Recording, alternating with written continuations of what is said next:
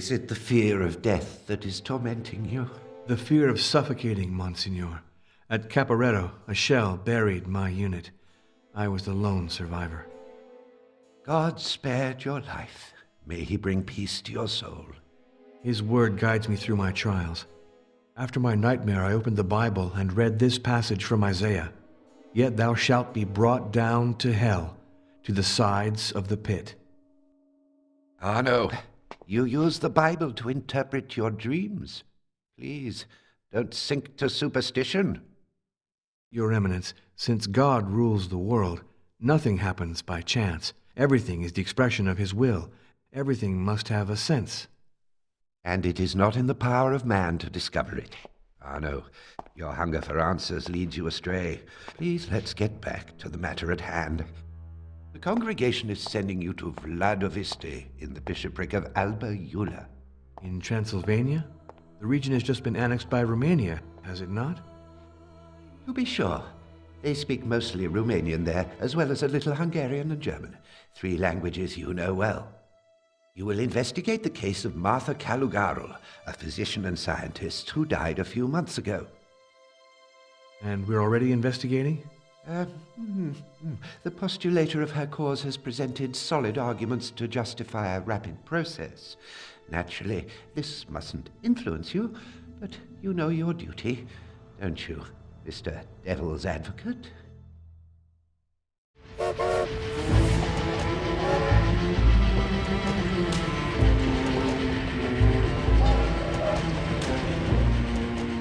Devil's Advocate, promoter of the faith. Monsignor Briganti has entrusted me with a great responsibility. God help me be worthy of it. Will Martha Caligaro one day be counted among the saints of the Catholic Church? I hope so, but truth must prevail. My investigation must leave nothing in the dark.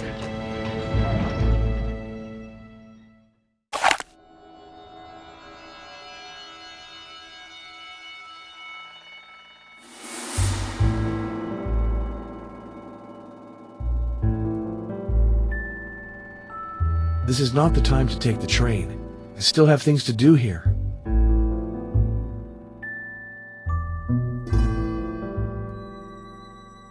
Before anything else, let's try to find that inn where I reserved my room.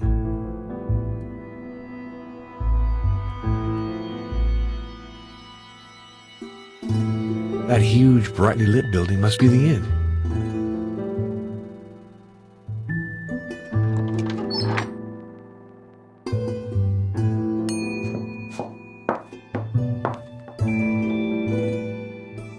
Hello, ma'am. I'm Father Arno Moriani. Ah, you're the one who's come from Rome about Martha. Hello, Father. Your room's waiting. First one on the right at the top of the staircase. You already got a letter. I put it on your table. Thank you, ma'am. Hosanna, Father. Call me Hosanna. It's the name they christened me with. Oh, yes, one thing. Young Master Peckmaster told me he'd sure like to meet you. Mr. Peckmaster? Yeah, Janos Peckmaster. He's one of my lodgers. He got the room across from yours. He's in the parlor right now. Very well. I'll go say hello now.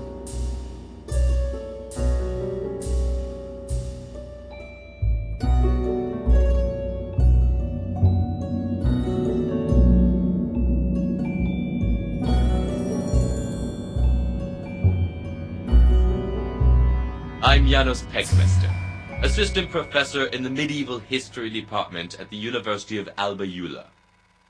Father Arno Moriani of the Congregation of Rites. I won't ask you what you've come here for. The whole village is aware of it. And you? What brings you to Vladoviste? I'm verifying some locations and doing a little excavation at the Castle of Twilight on the heights near the village. That must be fascinating. Is the structure well preserved? Before the war, it was in perfect condition. Unfortunately, it suffered enormously during the 1916 counteroffensive.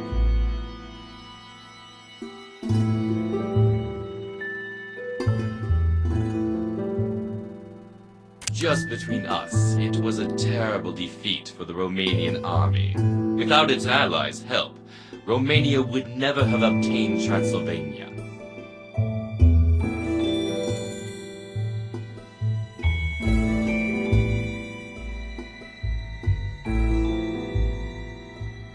We can hope so. Do you want to meet me tomorrow at the Castle of Twilight? You can see the ruins from the village. To get up there, go through the crossroads of the Broken Oak. That would be a great pleasure.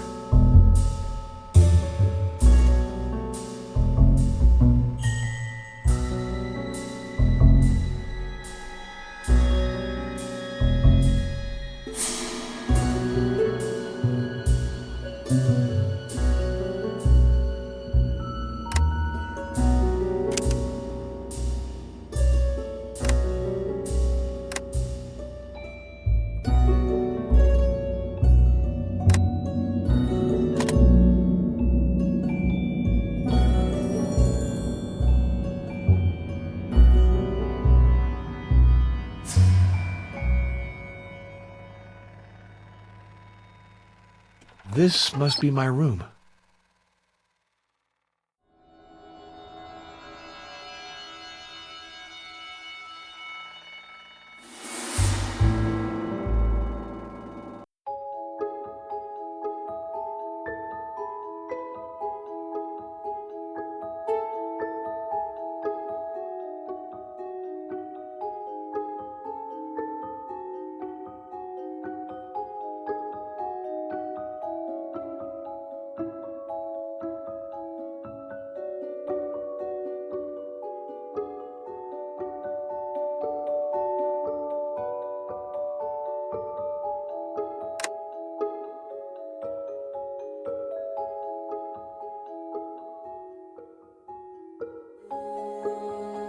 A missive from the Diocese of Alba Iula. It concerns Martha.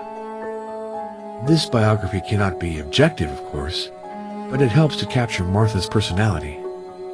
It's about time I seriously started my investigation.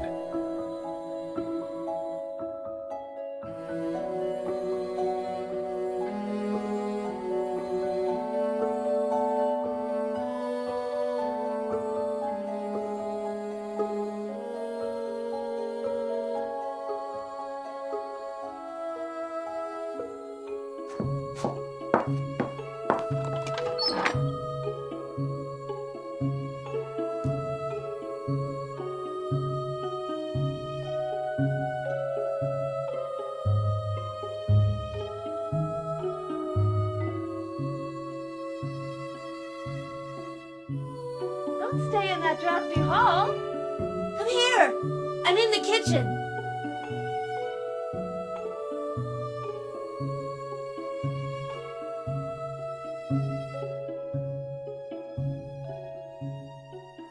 Hello, miss. I'm Father Arno Moriani. I am Dr. Maria Florescu. Have you come from the Vatican, Father? Ah, I see that news travels quickly. Hosanna is a chatterbox, you know. So, I've learned that you reserved a room at the inn, and that you've come with regard to the canonization of Martha Calogarul. To be more exact, I'm here to conduct a preliminary inquiry. In fact, I'd like to ask you a few questions in that respect, but I hope I'm not bothering you, Doctor. Call me Maria, please, and I'd be very happy to help you.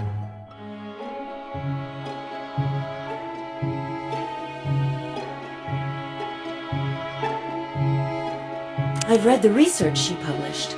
I also know about her through what the villagers say, and from the traces she left in this house. She led an austere life and worked a great deal. Her only distraction was photography.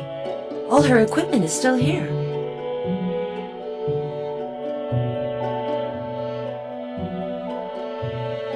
I'd wanted to set myself up since the end of my studies, but I didn't have the money to buy a practice. The Vesnicia Foundation offered me this job after the death of Dr. Calogarul. I accepted it right away.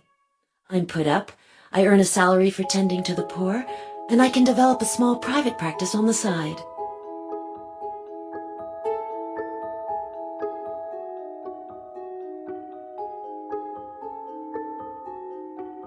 In fact, I did observe several spontaneous cures.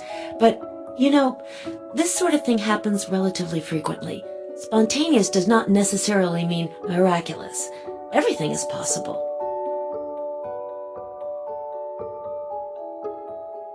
Don't hesitate to come back if you think I can help you, or I can stop by the inn if you prefer. You will always be welcome. But please, don't go to the trouble. I'll come by again.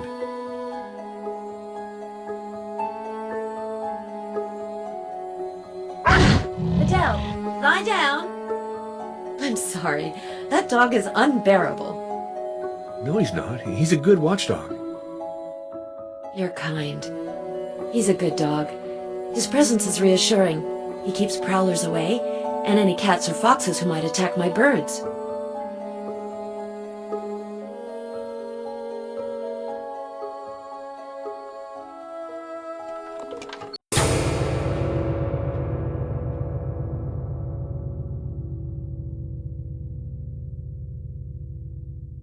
I thought I saw something move behind that window a while ago.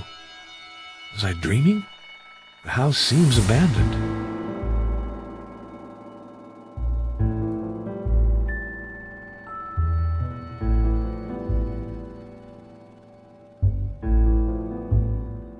My lord, the war has caused so much damage.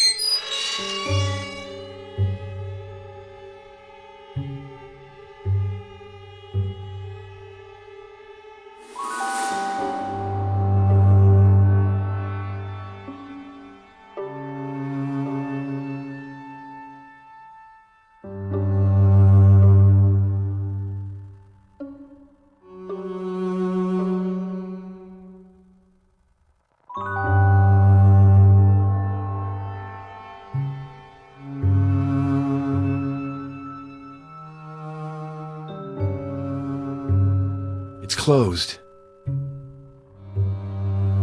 Please!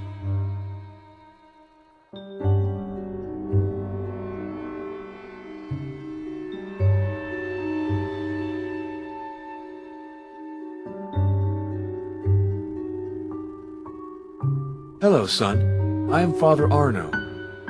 You're the one who's come to get Martha into heaven? Oh, I'm not the one who decides that, you know. I'm just here to question people to find out who she was.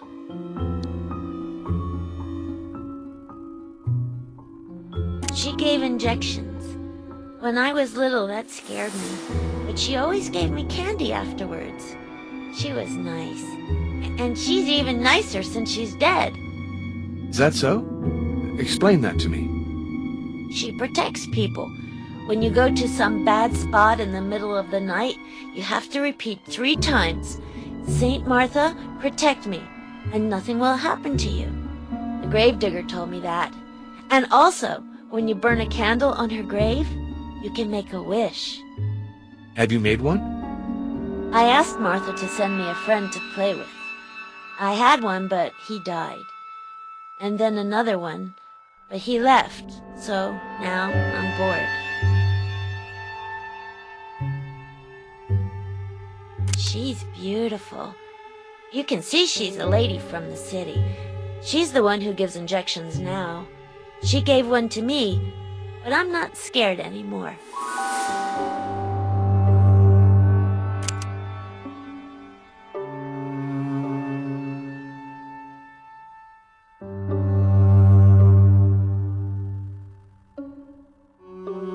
Hey, sir!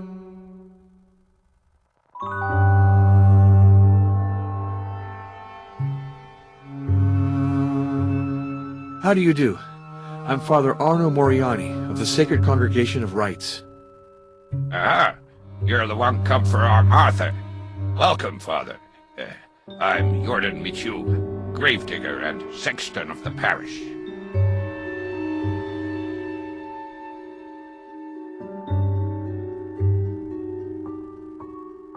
Father Gregorio Nijescu. He left for the south on a cure.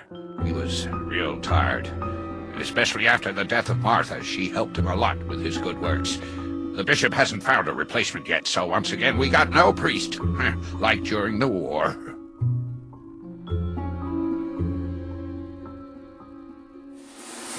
He left a phone number. Ask for Costanza 135.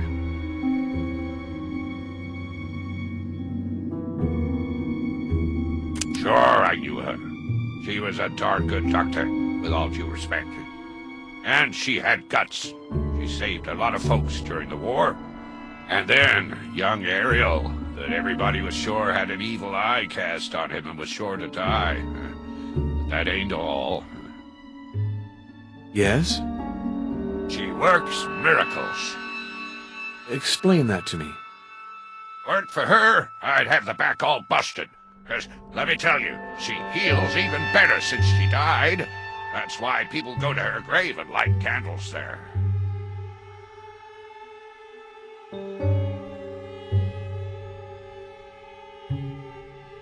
She was found in the dispensary, lying on her bed, calm, like as if an angel had come to get her. We all wanted her to have a real nice burial, but we had to do something simple, 'cause the funeral parlor's been closed since the war. I'll leave you. You seem to have a great deal of work. Well, with all due respect, Father, I gotta move the old ones to make room for the newcomers. This here is the corner of the Great Plague.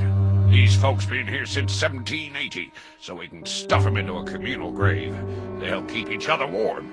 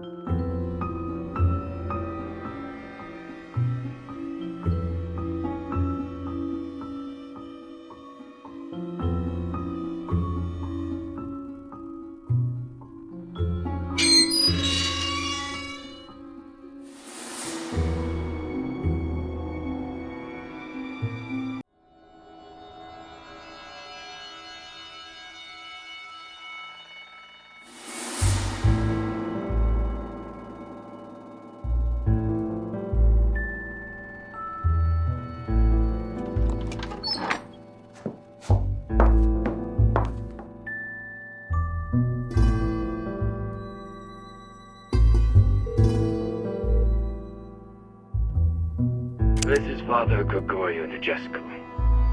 Hello, this is Father Arno Moriani. I belong to the Sacred Congregation of Rites, and I'm investigating the case of the late Martha Caligaro. Ah, yes, I'm aware of that. She was a good Christian, courageous, charitable, and she attended Mass regularly. I appreciated her a great deal. Goodbye, Father Gregorio. I wish you a good rest. Goodbye, Father Arno. Well, I think I've done enough for this first day at La Vista. It's time to go to bed.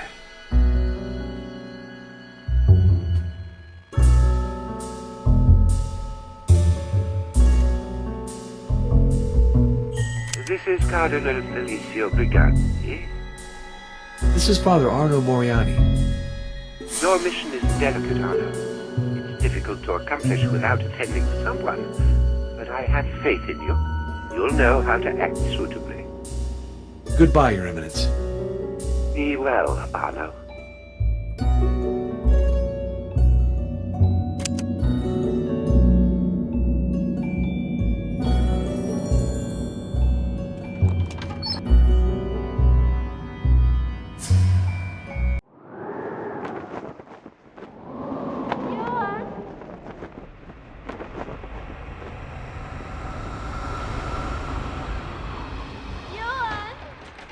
Luciana, Johan, may I come up? come.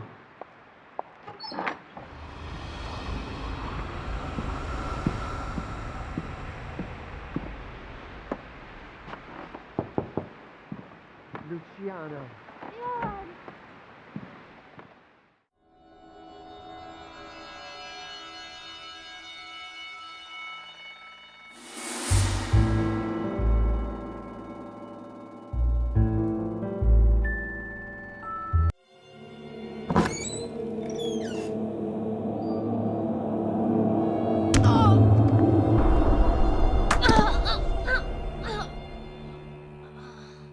Oh, Lord, free me from night terrors. What a strange nightmare. I think I need to refresh my ideas. What if I went to visit Janos at the castle?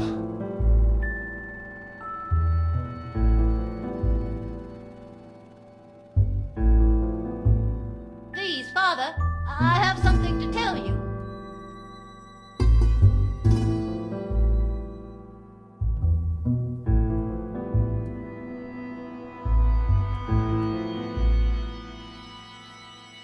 Mr. Stefan Luca, a reporter from the city, arrived here this morning. He's in the parlor. He sort of told me to kind of tell you he'd like to talk to you. A reporter? Very well, I'll go. Wait, Father. I also wanted to tell you. I have to make up the room to the right of yours for Mr. Luca. And maybe it's dumb, but I don't dare go in it anymore. Oh? Why is that, Ozana? Well, it's like it was kind of cursed. Really? What makes you think that? Spot. The black spot. The more I rub, the less it goes away. And then crucifix. It falls down on its own. Oh, God. What can I do to reassure you? Please, put the cross back in place. I don't dare touch it. And bless the room. That way, I'll be able to go in it to do the housework.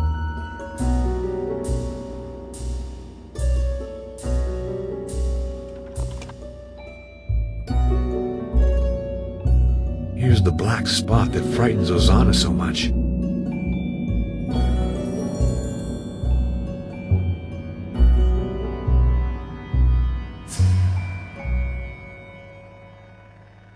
Gloria Patri, et Filio, et Spiritui Sancto, sicut erat in principio, et nunc, et semper, et in saecula saeculorum. Amen.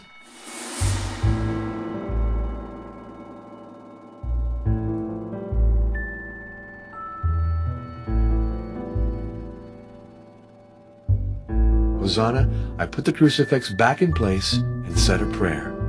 Are you reassured?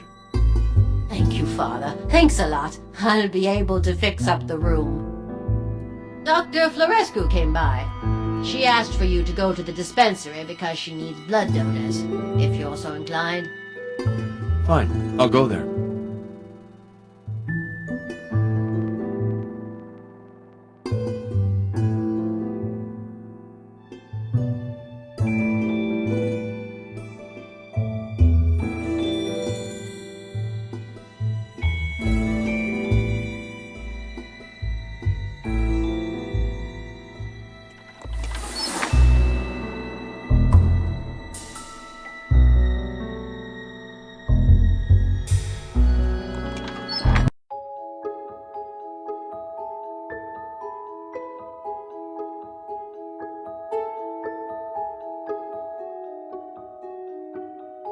Thank you for stopping by.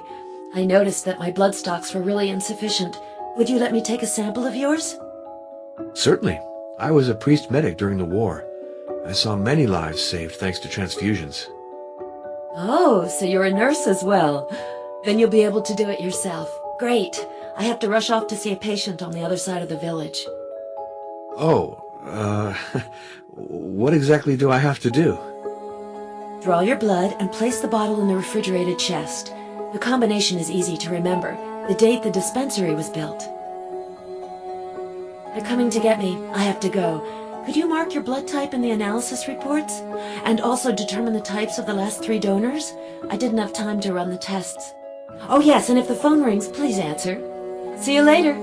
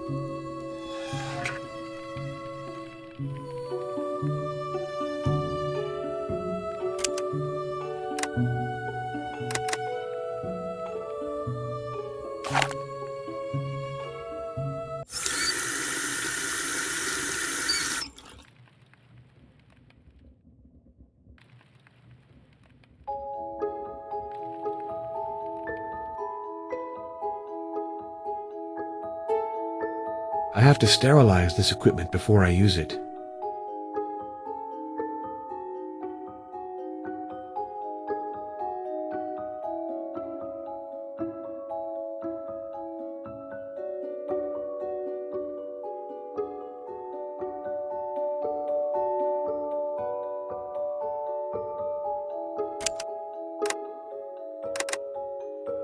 I've done this hundreds of times to other people, but giving yourself a shot is not the same thing. Be brave, it has to be done. First, disinfect the area where we're injecting the needle.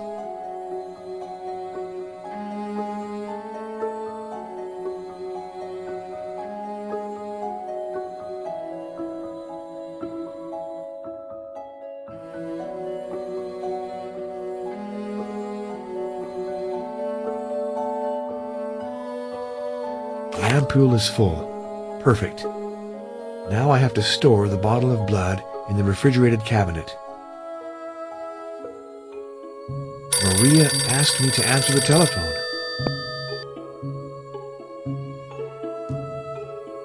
This is Professor Heinrich von Kruger. Dr. Florescu has gone out. May I take a message? Please ask him to call me back as soon as possible at Munich 321941.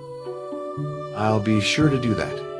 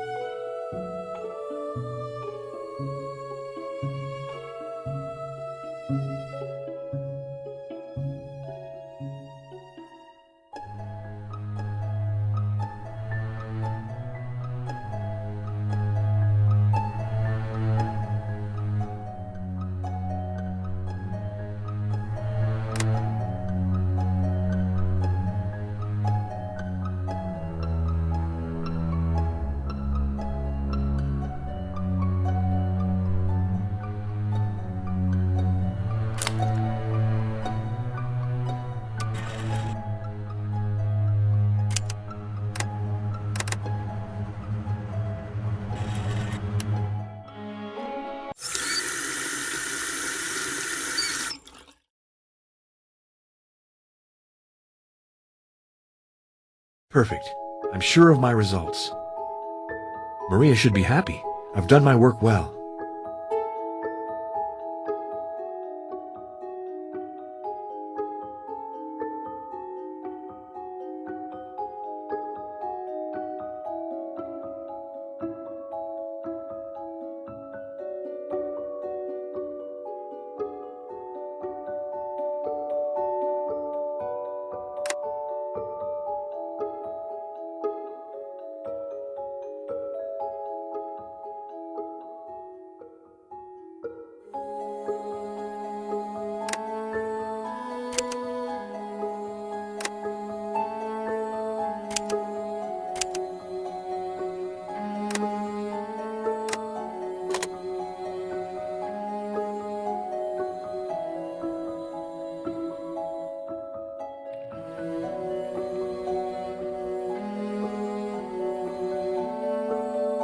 I finished the sample and the tests. Have you been back long? I should have come help you, shouldn't I? I was delighted to be of assistance. But now I have to think of my own work. Of course.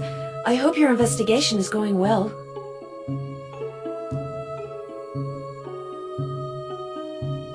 I can guess what comes next. He wants me to call back as soon as possible. You don't really want to, if I'm not mistaken. Professor Kruger is a great scientist. He worked with Martha and now insists on me continuing her research. But I haven't a research scientist's soul.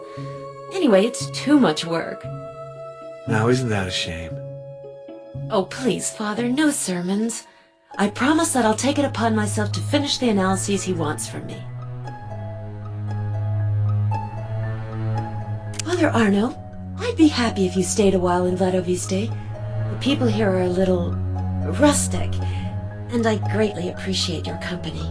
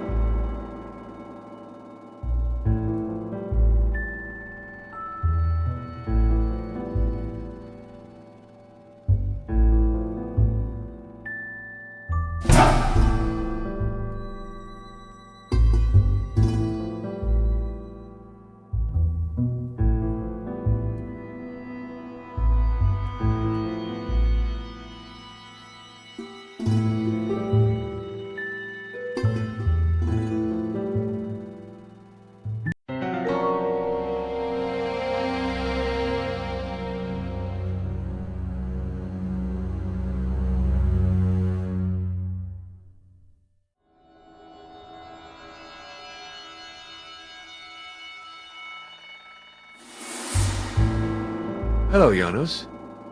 These ruins are impressive, aren't they? Imagine this edifice before the war, when the erect ramparts had been standing for centuries.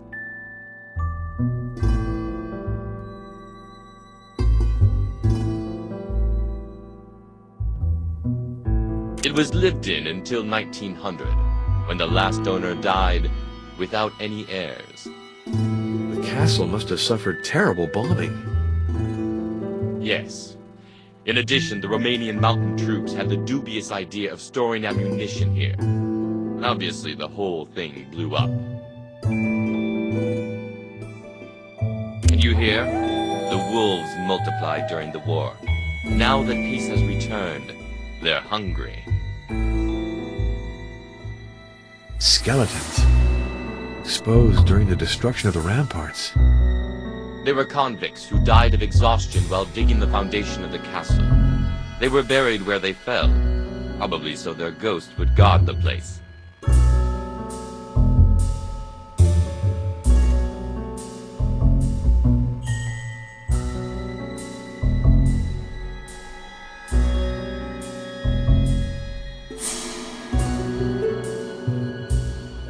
This sundial adorned the entrance to the castle. A bullet shattered it, and a piece is still missing. I searched the whole area without finding it. That's especially annoying. Gold with a sable wolf, the personal coat of arms of Lad Tepesh. Vulnerant omnes, ultima necat. All injure. The last one kills. That refers to ours, doesn't it? Yes, which gives us a rather gloomy picture of man's fate.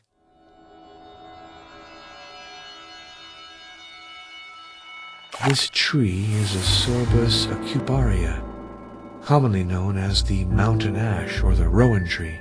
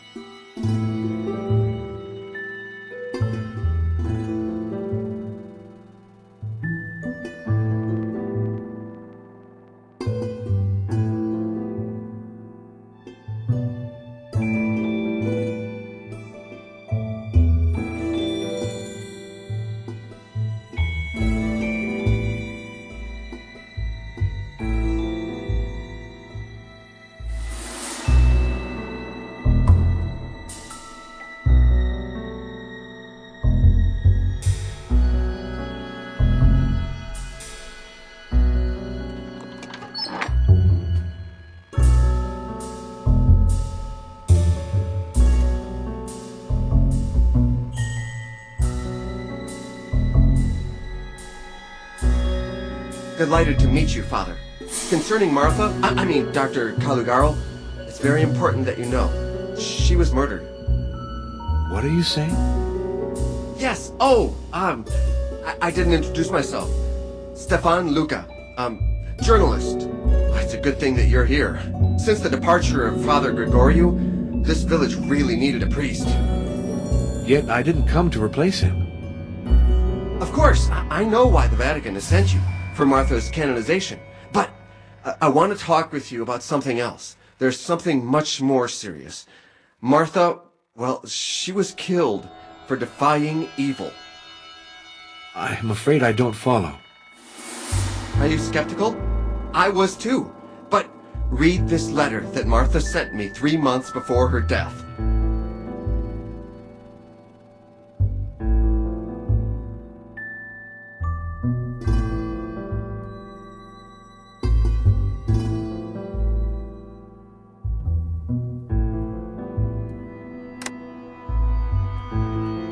Here are the notes Martha kept. Once you've read the file on each victim, you'll be convinced, I'm sure.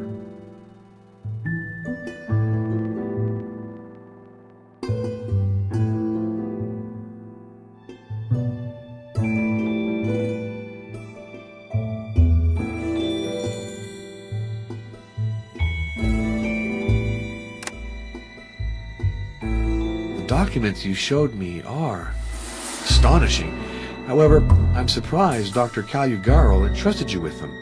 Doctor-patient confidentiality and all. Medical secrecy is a secondary issue when human lives are at stake.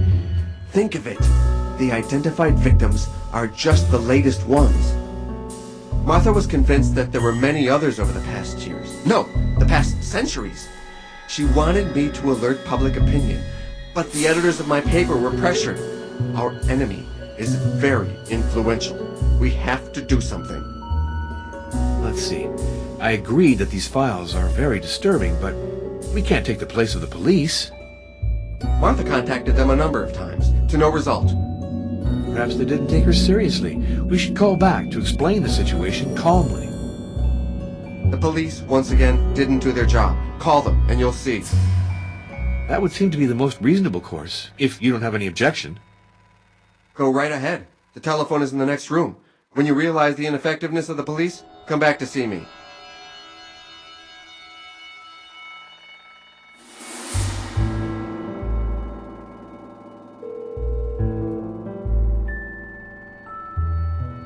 This is Inspector Brutar.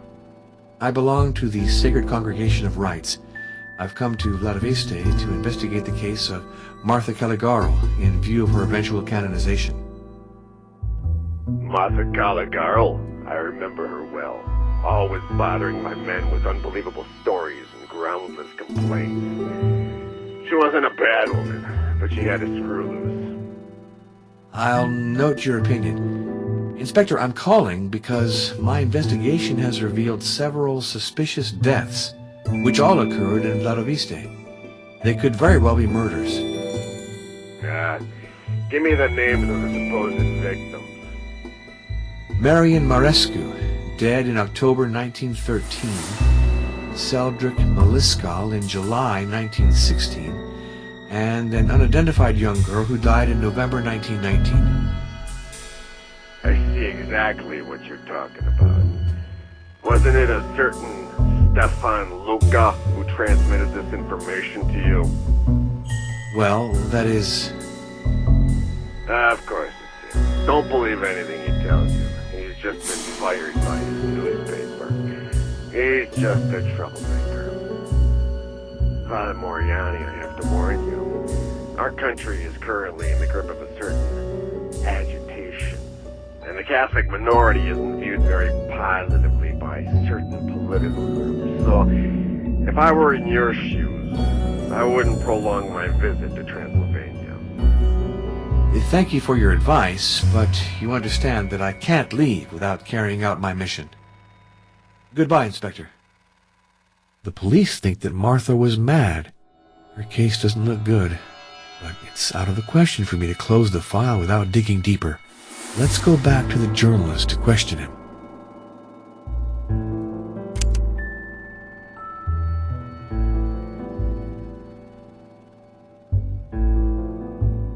Good. Did you call the police? Are you convinced that they won't do a thing? Then we can go on to serious matters. Read these 2 letters and tell me what you think of them. Vampires, hosts. My lord, I must elucidate this sorry affair. Let's subject Stefan Luca to some methodical questioning.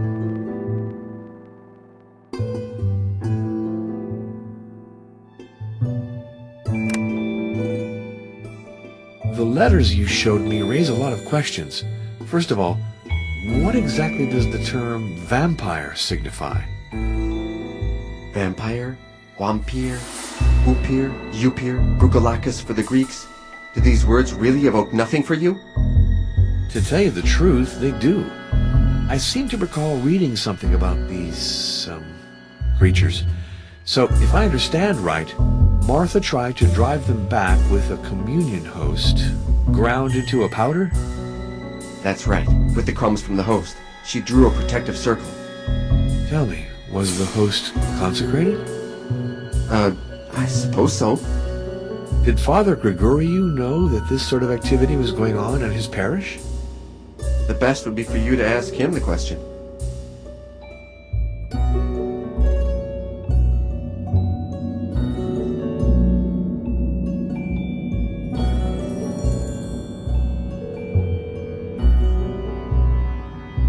finally pressed home. Good day. Could I speak to Father Grigoriu Nigescu, please? This is Father Arno Moriani. One moment, I'll see. This is Father Gregorio Nigescu. Hello, this is Father Arno Moriani. Father, I have to discuss a very delicate subject with you. Please answer my questions very precisely. It's important. Do you know Stefan Luca? He's a journalist, a friend of Martha's. They developed photographs together. According to Stefan Luca, Martha Caligaro believed in vampires and engaged in strange rituals. It's true. And before you ask the question, yes, I helped her. You do know the position of the church on this subject, don't you? I know it. And I don't doubt that it's a very reasonable position when you think about the question, seated in an office in Rome. But in Vladoviste, the situation is different. Do you want me to tell you how things happened?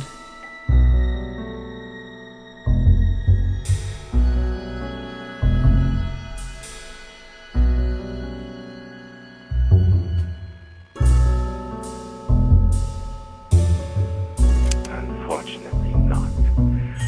2 nights later, the window opened mysteriously, and the wind blew away the protective circle. Martha found the child dead, with wounds on his neck.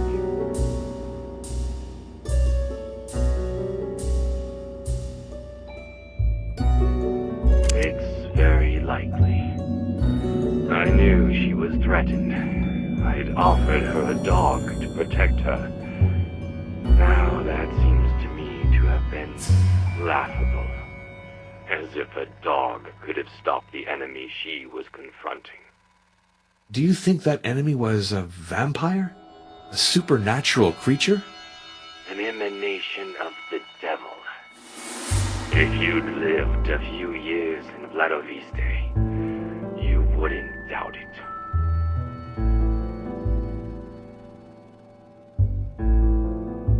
Martha spoke to me of it. It's a sort of accursed way of the cross, which leads to the source of evil. She embarked upon it against my advice. I wanted to protect her. Oh, I was wrong. Why is that? She died fighting. I fled. Today, it is she who has the good part. Thank you for your frankness, Father. Of course, you realize that after your revelations, Martha will never be canonized. Yes, of course. What does it matter if she rests in peace? Another thing, if a direct question is asked, I shall be forced to evoke your part in this business. So be it.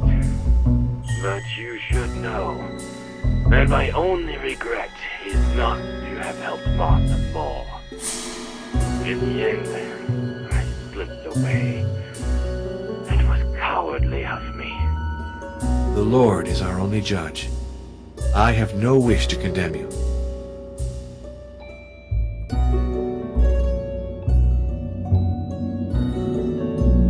All right, now it's time to make my report to Monsignor Briganti.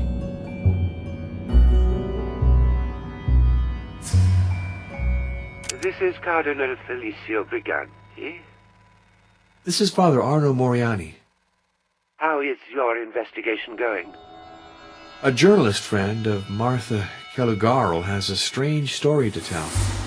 He maintains she was assassinated by a dark power. What? And what do the police think? According to them, the reporter is a pathological liar, and Martha wasn't right in the head. As for me, I'm coming to more or less the same conclusions. I have proof that Martha believed in vampires and kept them away with the sacred host. How could that be? File seems so serious. What a disappointment. As for those vampire stories. Tell me, was the parish priest aware of this? Yes. I suppose that I closed the Caligaro file then? Certainly. And you open another one on vampires. Excuse me? You heard me right. Study the legend. Demolish it. Prove that it is not based on reality. We'll give your report widespread distribution.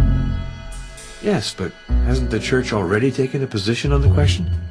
To be sure, Benedict XIV formally condemned belief in vampires, but that was 2 centuries ago. It's time to bring his message up to date. What exactly am I to do? Seek the origins of the myth, but also pay attention to its literary aspects, its recent manifestations. Show that those phenomena that terrorize the naive are either pure fabrication or have explanations that aren't supernatural. I understand. And after you've finished your work, make sure you get some rest. Goodbye, Your Eminence. Be well, Arno.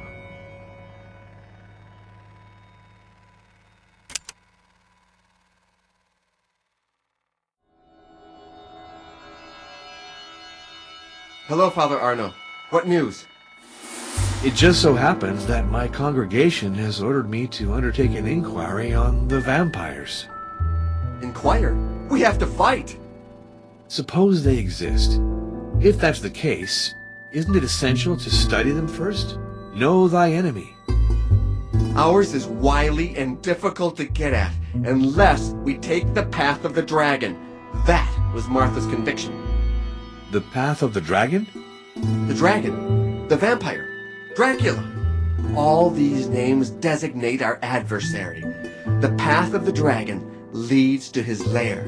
Look at this file that Martha entrusted me with on her return from Turkey. She had established that the path comprised 7 trials. The related documents are sorted in 7 folders.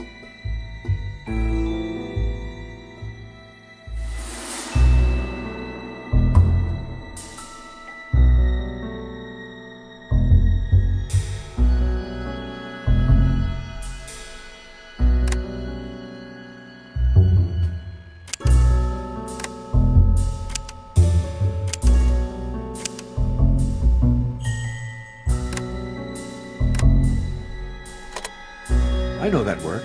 It's Raphael's Crucifixion. Yes, photographed by Martha. According to her, this painting has a connection with the first stage on the path of the dragon. Really? The painting has a hidden meaning? Martha thought so. She spoke to me of other versions of the same work of art, slightly modified reproductions she examined in private collections. According to her, to understand the hidden message, the original's not enough. It has to be compared to the copies and the variations noted. Do you have other versions of the painting? Unfortunately not. Martha gave me this file at the beginning of her research, for she feared her papers would be stolen. Afterwards, we had a falling out, and she didn't transmit anything else to me. I'm certainly lacking some essential pieces. We're radically changing style, you could say. This other document is a sketch Martha made of an ancient bas-relief. The inscription is hard to make out. It vaguely resembles Enochian. But the drawing is clear. The figure is slashing his veins. I see the sketch is classified in the first folder with the crucifixion. Is there a connection then between these 2 documents and the first stage of the path? For Martha, there was no doubt about it. Here's a sketch of another bas-relief, from the same place as the previous one. Martha associated it with the second trial. There aren't any other documents? Nothing for the 5 last tests? They're all I have, but I'm sure that Martha found many others, if I'd only been more conciliatory. Father, we have to follow the path of the dragon. Let's go to Turkey, since Martha went there. Together we'll succeed. I don't think that my superiors would appreciate that initiative. However, I promise that I'll think about it.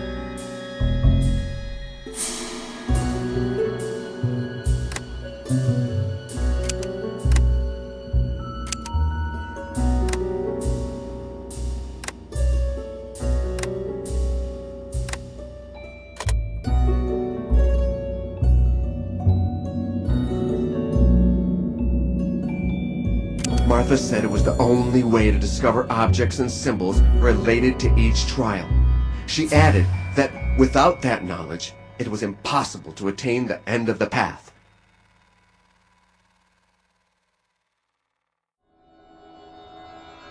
I went to give blood at the request of Dr. Maria Florescu. You didn't try to recover any documents? What's the point in harassing young Maria? I'm sure there's nothing left of Martha's archives. Our enemy has had plenty of time to destroy them.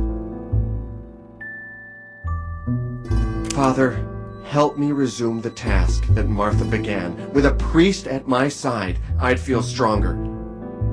It's not so simple. You see, this affair is really not in my purview.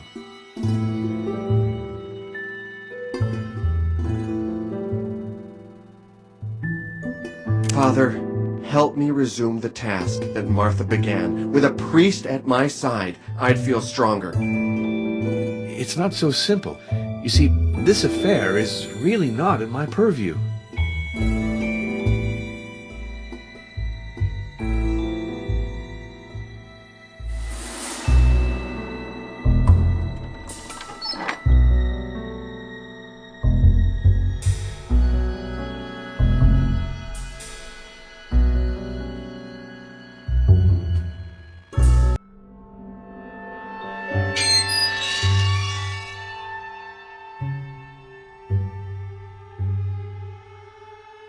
You know,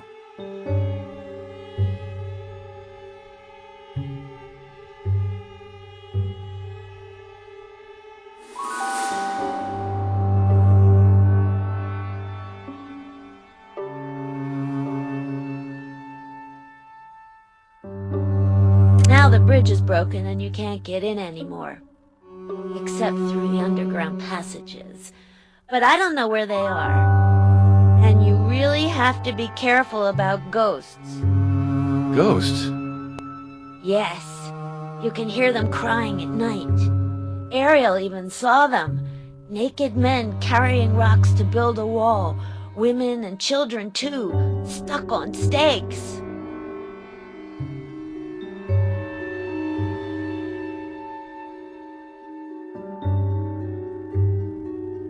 I know one. He's very tall and walks in silence. I saw him through the fog near the tomb of the wild rose and at the crossroads of the broken oak. But it's funny you should ask me that question. Usually grown-ups don't like to talk about those things. Why do you think that's so? I think the grown-ups are scared. And you're not scared? No, Martha protects me.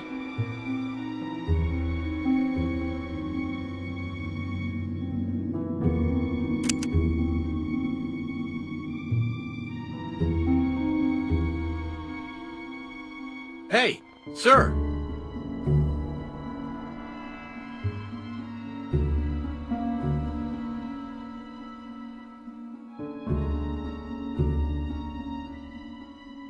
I'll leave you. You seem to have a great deal of work. Well, with all due respect, Father, I gotta move the old ones to make room for the newcomers. This here is the corner of the Great Plague. These folks been here since 1780, so we can stuff them into a communal grave. They'll keep each other warm.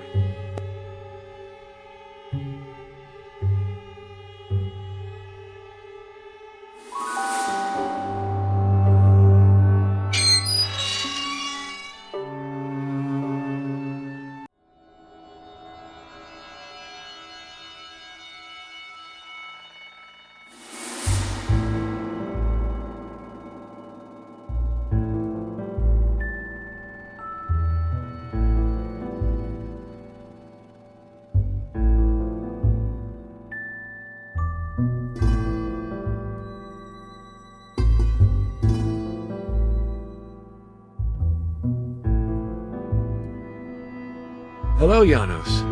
I have a surprise for you. I've just been ordered to conduct an investigation into vampires. What do you know? Anything can happen. I was talking about the same subject with Stefan Luca, who just arrived at the inn. He's kind of a fanatic, and firmly believes in the existence of vampires. You should question him. You're more useful to me because you're a historian. I have several questions to ask you, particularly about Vlad Tepes. I'd be glad to answer them, but this incomplete sundial irritates me. Could you first help me restore it?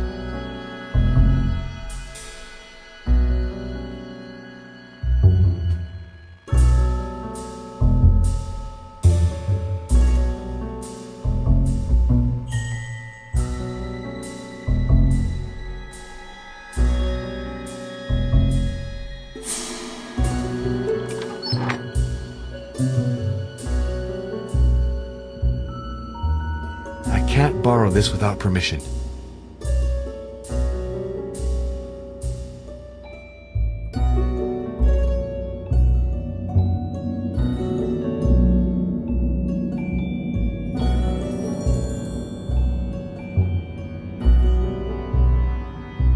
So you can.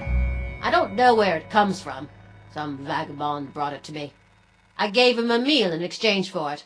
It's my way of being charitable, I guess. Tell me, Father, do you think Martha will be sanctified? Do you mean canonized? Yeah, that's it.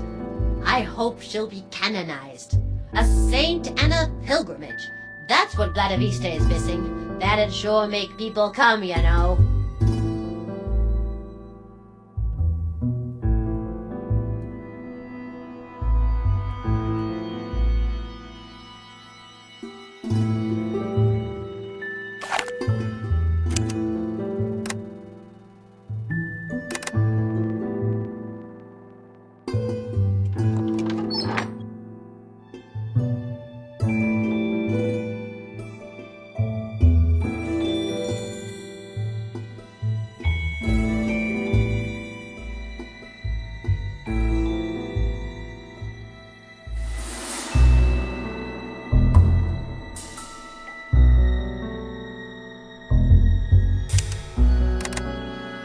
Dragon.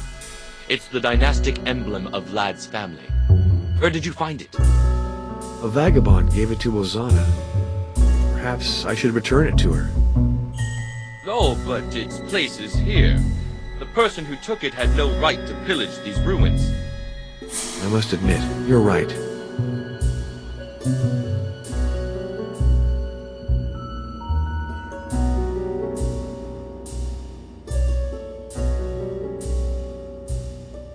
That's a legend forged by his enemies. Stoker was inspired by it to write a very bad novel.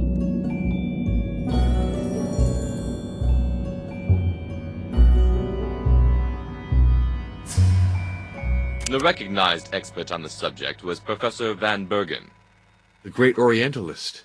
The man who crisscrossed Asia for the English Secret Service? The very one. At his death, his superb collection was bequeathed to his successor, Professor Irina Buxov. Speak about her to Stefan Luca. I think he has her number. So, Professor Boxoff would be the person to consult? Without a doubt. She possesses remarkable pieces on the subject you are interested in. A manuscript of a biography of Vlad Tepes, in particular.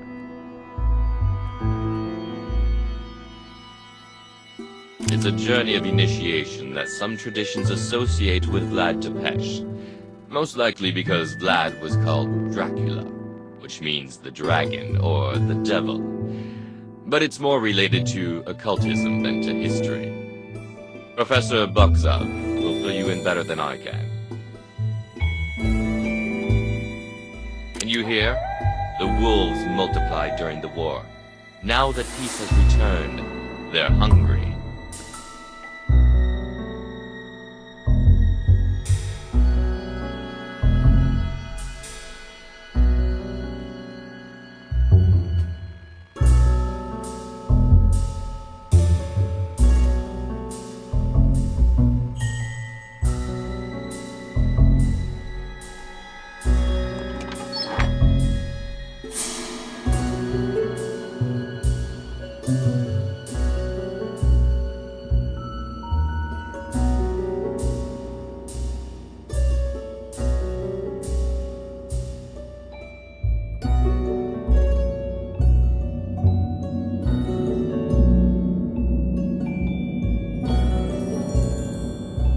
Irina Buksov? I tried to contact her, but I was rejected. She's incredibly mistrustful. It's a shame, because I think she knows a great deal about the Path of the Dragon. Do you have her phone number? Who knows? Maybe I'll be luckier than you. Do you think so? Possibly. You're a priest. That inspires trust. Call 445-827 in Budapest. But whatever you do, don't say you know me. Father, help me resume the task that Martha began. With a priest at my side, I'd feel stronger. It's not so simple. You see, this affair is really not in my purview.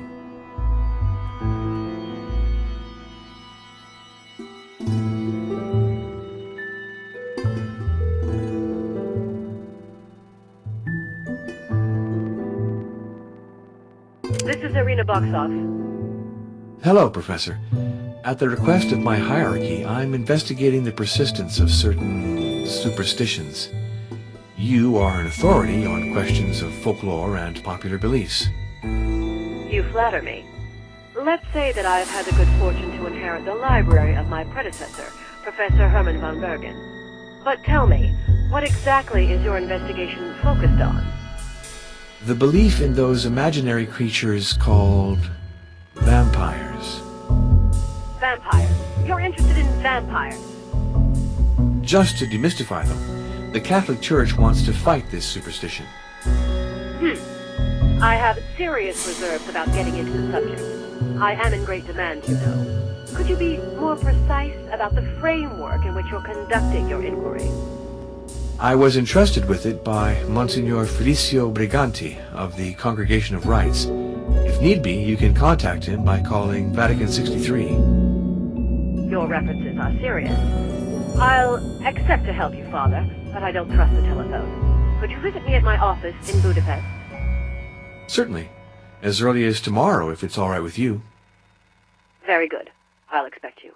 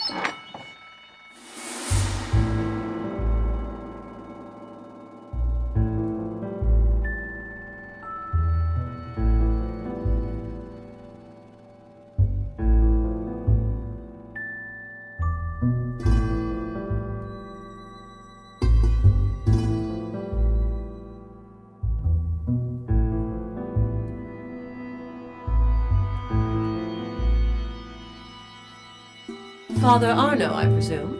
You didn't have too much difficulty finding my office? No.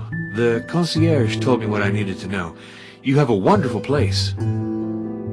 All the art objects surrounding me were bequeathed by my mentor and friend, the late Professor Hermann von Bergen. I know his reputation. He was a great traveler. And a distinguished scholar. But tell me, did you have a pleasant journey? Yes, thank you. I admired the Transylvanian landscape, then I fell asleep. And you've come from Transylvania? From Vladiviste, to be precise. The homeland of Vlad the Impaler.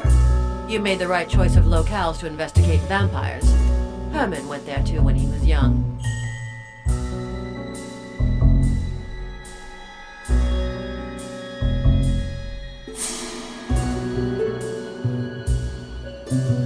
He never told me. I've had various hypotheses, of course, but I must confess, the question question intrigues me, and to think that the answer might lie behind you. The personal papers of Herman are in this strongbox. He died suddenly, and didn't have the time to give me the code for opening it. Can I try to open it? I'm no expert in the matter, but with a little luck... Gladly. I'd be very grateful if you managed to open Herman's strongbox.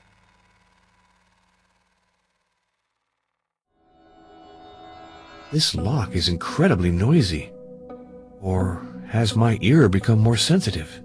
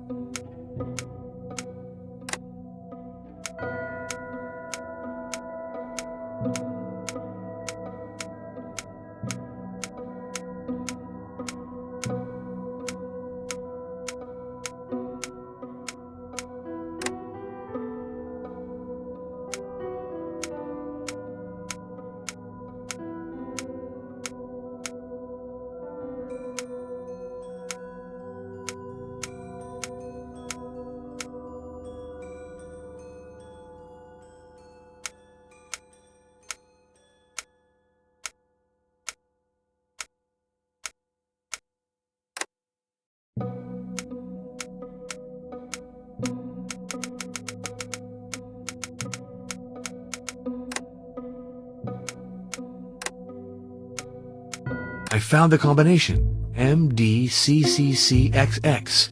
Looks like a number in Roman numerals. Thank you for opening the strongbox, Father. Would you be so kind as to deposit the contents on my desk?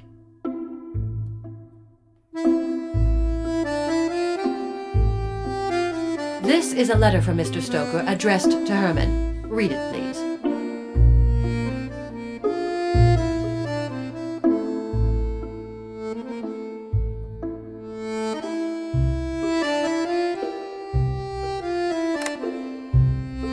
So then Stoker was inspired by a story told him by Professor von Bergen, the story of events that had taken place in Transylvania, perhaps in Vladoviste? It's probable.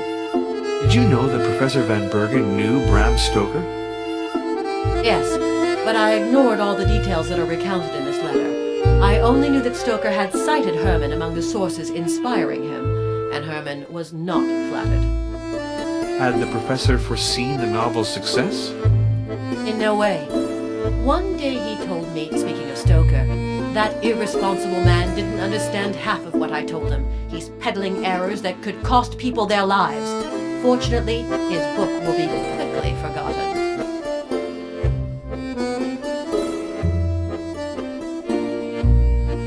The first trace we have stems from ancient Babylon. The creation poem contains sinister allusions to Lilith, the unappeasable, who sucks the blood of newborns. Several centuries later, the Odyssey evokes dead people who crowd together to drink at a blood-filled ditch.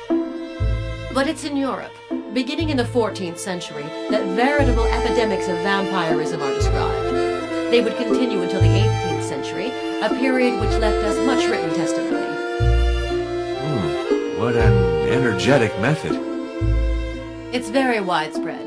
In Russia, they use an aspen stake. In other places, it's made of hawthorn, from which Christ's crown of thorns was woven.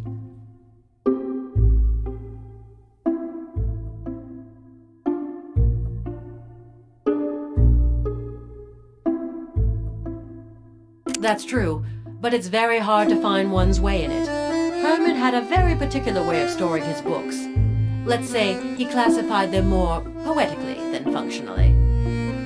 Every time I take a volume from the shelf, I write its call number on a bookmark I slip between the pages.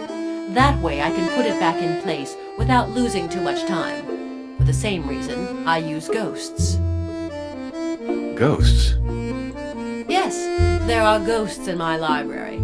That's what we call the pieces of white cardboard that signify the place of a missing work on the shelf.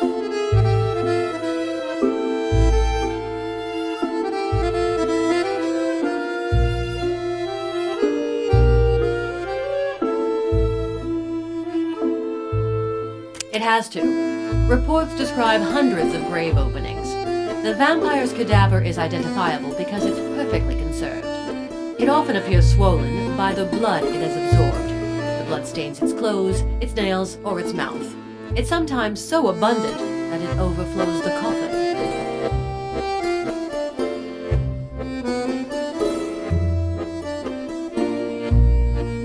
What do you mean by believe, Father? I mean, do you think that vampires have a real, objective existence?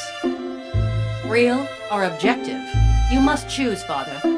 Because the only immediate reality is subjective. The rest are just hypotheses. All right, your viewpoint is unassailable. So let me reformulate my question. According to you, has the existence of vampires been demonstrated? Jean-Jacques Rousseau said, "If ever there was in the world a warranted and proven history, it is that of vampires. Nothing is lacking. Official reports, affidavits of well-known people, of surgeons, of priests, of magistrates. The evidence is most complete." Yet all these stories and affidavits seem very confused to me. I sense nothing coherent behind it all. Didn't you say yourself that the traditions don't agree? Don't take the legends literally. I think they are the deformed reflection of a truth that is even more horrible. This book, The Lords of Twilight, is the most rigorous volume ever written on vampires. Open it.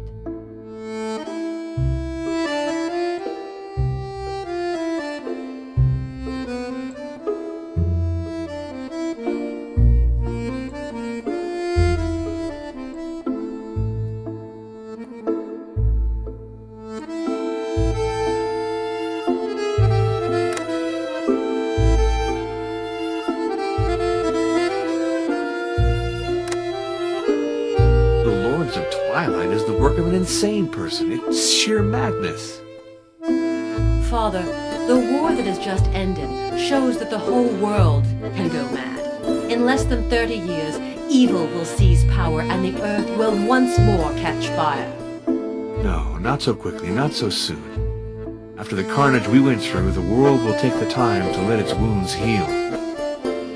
You'll see. The author of the book, the Thule Society that publishes it, all of them are criminals who won't hesitate, trampling on corpses to gain power and eternal life. The war will come because of them and their like.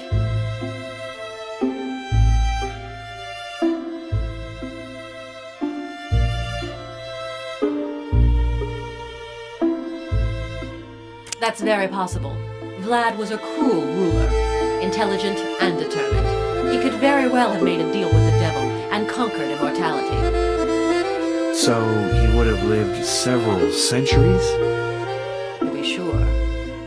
But where would he be hiding? In Vladiviste? Why not? Or elsewhere. The fox might have changed his den. The only way to tell would be to follow the path until its end.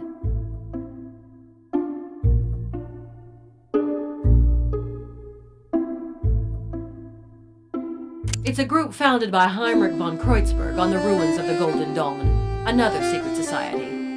Thule reached out to Professor von Bergen many times, but he couldn't bear them. He always kept his distance, and I followed his example. Did they approach you? Many times. Openly, not in any roundabout way. Oh, they're very clever, very influential. I would never compromise myself with them.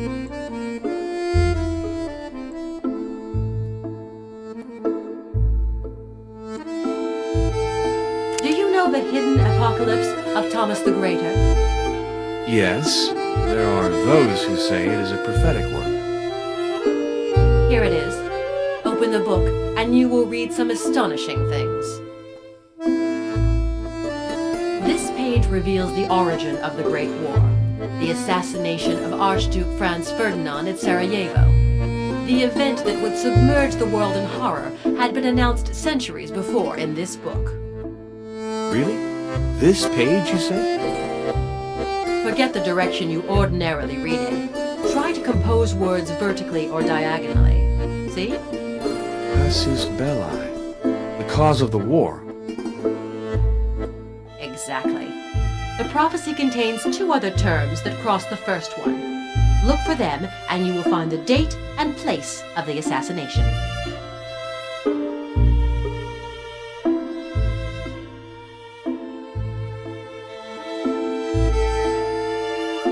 Everything's there. In 1914, in Sarajevo, the incident that caused the war occurred. It can't be a coincidence. It's very odd, I grant you that. That's the past. Now let's discover the future. You see, on this page, the Thule Society is clearly designated. Its name is associated with Coitus, which means massacre. To know more, look for connected terms.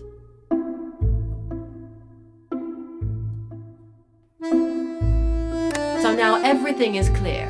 At the instigation of the Thule Society, evil will triumph in Germany in 1936, and there will be massacres.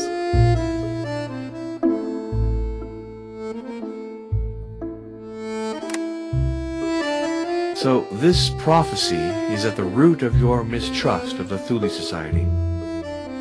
It's just one element among many others. Believe me, those people have no notion of compassion.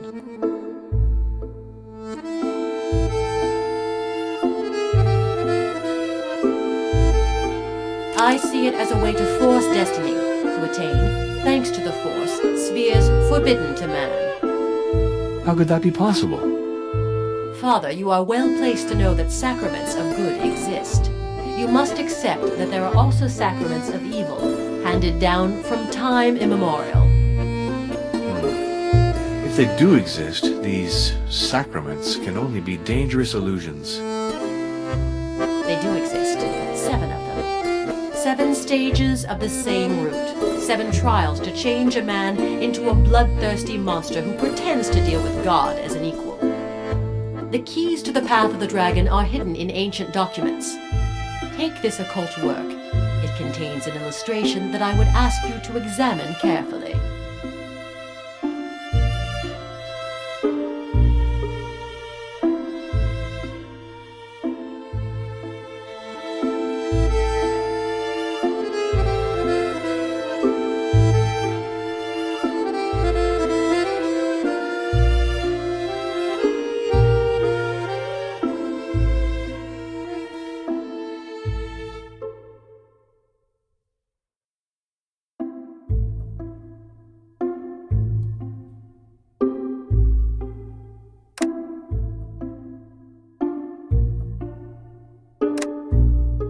These variations between the 2 versions of the crucifixion are troubling. You say that Professor Van Bergen was able to interpret them? Herman was convinced that the variations in the documents revealed the secrets of the path. Imagine yourself as a copyist, seeking to transmit a message to initiates. 2 methods are possible.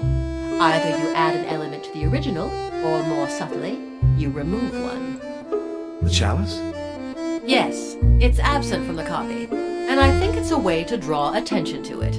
The devil leaves his signature in its absence, Herman said. Then the chalice is important. An object is associated with each stage of the path. I'd venture a guess that the chalice is one of them. There are 6 others to discover. What happens at the end of the route? The initiate must accomplish one last rite. He won't be able to unless he's understood all he's achieved before. That is, if he knows the order of the trials as well as the objects and symbols related to each of them.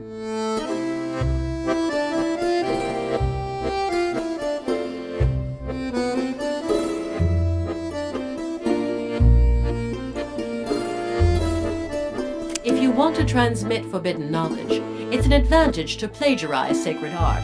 Your copy will be piously conserved by simple folk who don't even suspect what you've hidden there. And your message will go through the centuries, understood only by those to whom it is addressed, your spiritual brothers, the initiates.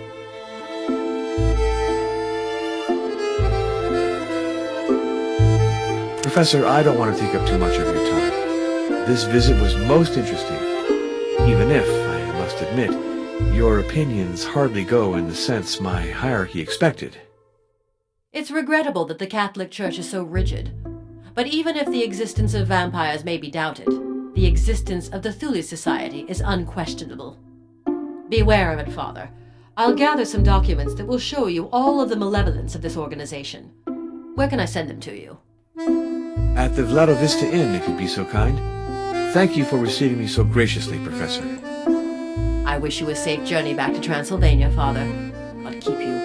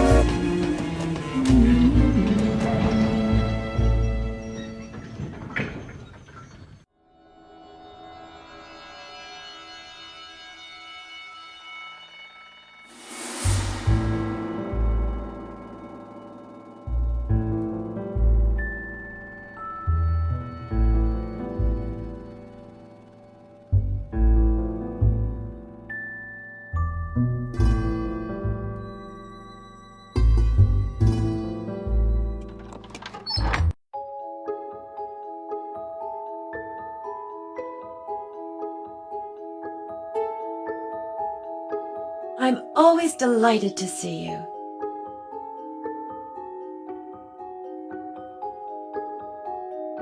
How lucky you are. It's a very beautiful city.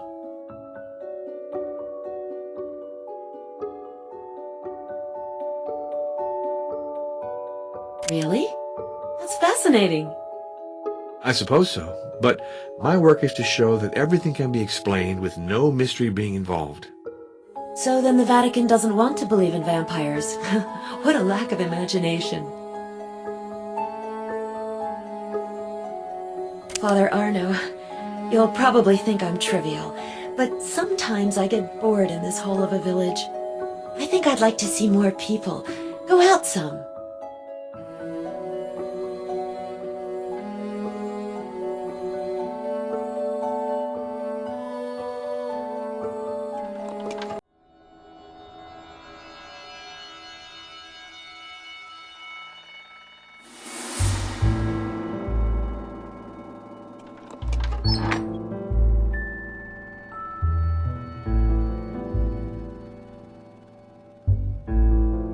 Stefan Luca is in the parlor. Let's go greet him.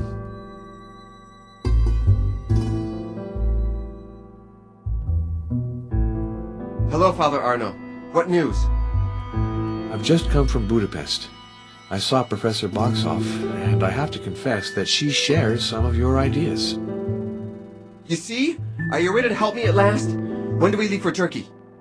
I don't think that my superiors would appreciate that initiative. However, I promise that I'll think about it. Very well. I think I'll have to venture onto the path of the dragon alone. I can see that I haven't convinced you, Father. I'd still like to ask you something. Sometimes I'm scared, scared of the powers I'm challenging. Of course, I do have my Medal of St. Dimitri, but I'd also like to have your blessing. You should know that, at our hostess's request, I've already blessed the room you're sleeping in. Oh? That is reassuring. Thank you, Father. I can see that I haven't convinced you, Father. I'd still like to ask... You should know. Oh?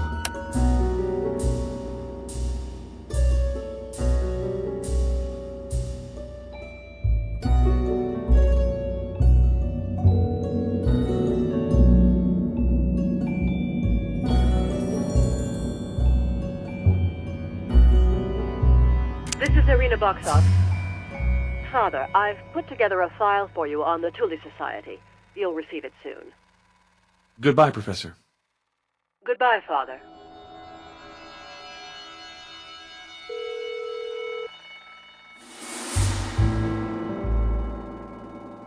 Professor, I'm calling back to ask for your help. Well, it's rather delicate to explain. You should know, first of all, that I belong to the Holy Congregation of Rites. I came to Vladiviste to investigate the life of Martha Caligarl. Would you like me to talk to you about her? She was a remarkable woman. To tell the truth, my mission has changed. For reasons that would be a little long to explain, I now have to investigate vampires. Vampires? Don't tell me. The Catholic Church has started to believe in vampires. On the contrary, my superiors want to combat this belief. They're alarmed to see how resistant it still is in the 20th century. Ah, yeah, very good. If it's to fight superstition, you can count on my assistance. It will be invaluable to me, for I need the viewpoint of a scientist on the vampire myth. Do you realize this is the very subject of the research I was carrying out with Dr. Caligarro? We discovered a disease, the P syndrome, whose symptoms are quite similar to those attributed to the victims of vampires. So the legend is based on specific medical facts.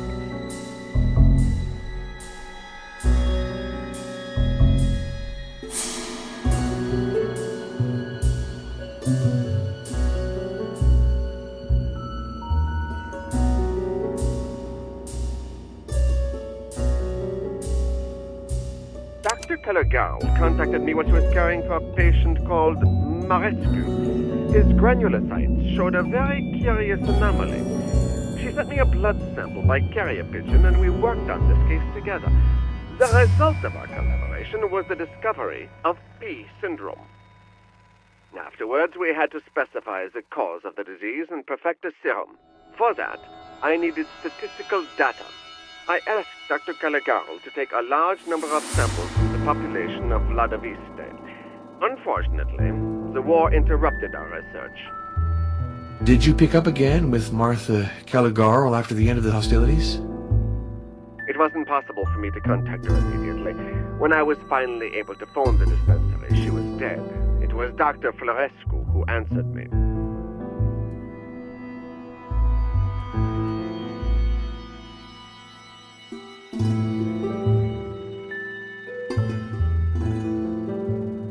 I just say that they're not supernatural creatures, but there certainly do exist mentally ill people who are bloodthirsty.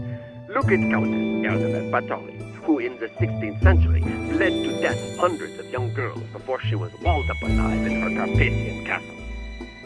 In addition, as I mentioned, patients afflicted with this P syndrome suffer from very odd physical and psychological disorders that make them resemble the victims of vampires.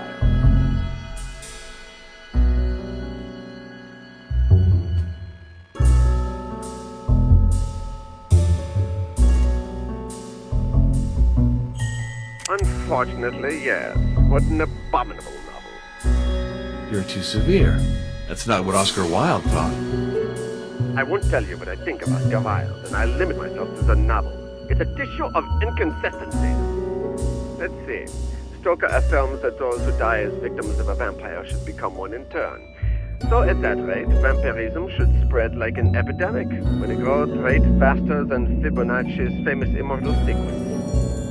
In a first stage, all of mankind would be vampirized, and then, in a second, the vampires would also disappear, not having any victims left to feed on. So Stoker's hypothesis is therefore perfectly absurd. No species can live without regulation.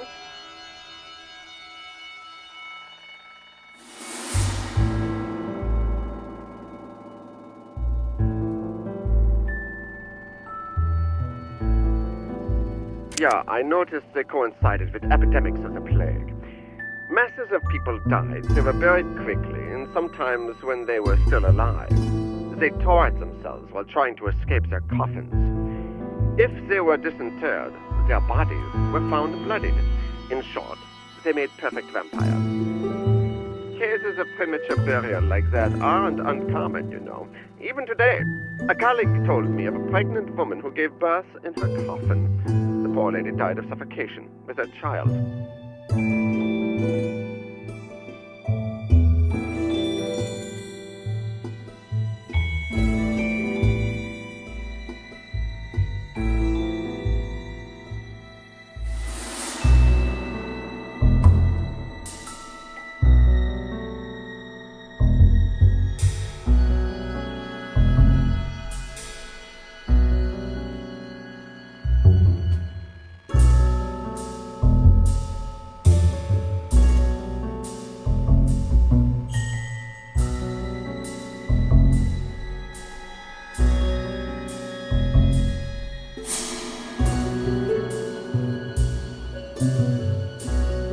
What did these patients do? They went out alone in the night, as if they were answering a call.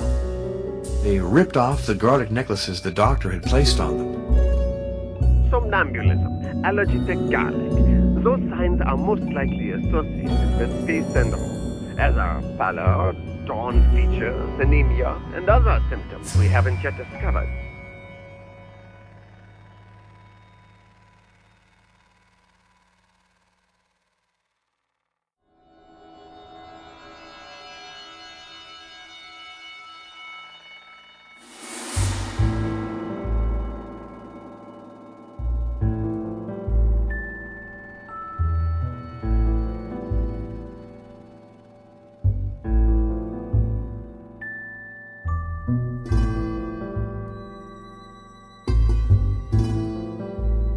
Stoker considers himself a historian and a scientist, but he's just an oddball. His novel is a collection of implausibilities.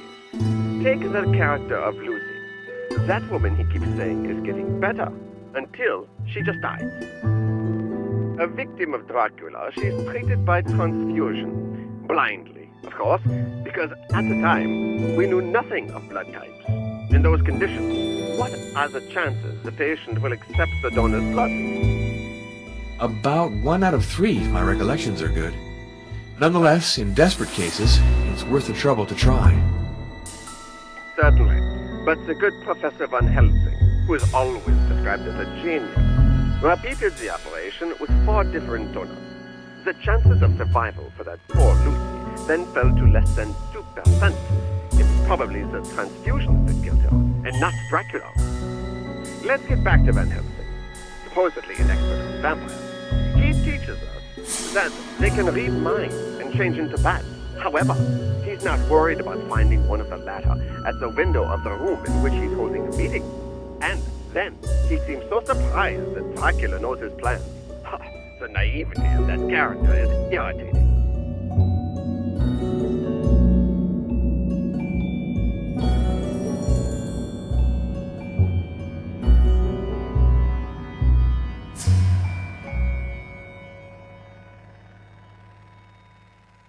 Decomposition is not a very systematic phenomenon. If the laws of nature permit 1 out of 100 bodies to deteriorate more slowly than others, take the time to open every grave in the cemetery, and you'll always find one pseudo-vampire. Anyway, why associate the absence of decomposition with vampirism? The phenomenon has been observed with many holy figures. For example, Francis Xavier and Teresa of Avila, to cite just 2. Explore the archives of your congregation, and you'll find dozens of cases.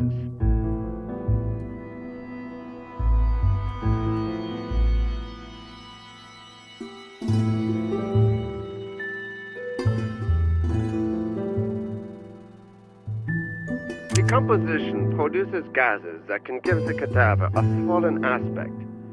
The liquid that oozes from corpses is an odd phenomenon. But did you know that the venerable Lebanese monk Charbel Maklouf has sweat liters of blood since his death?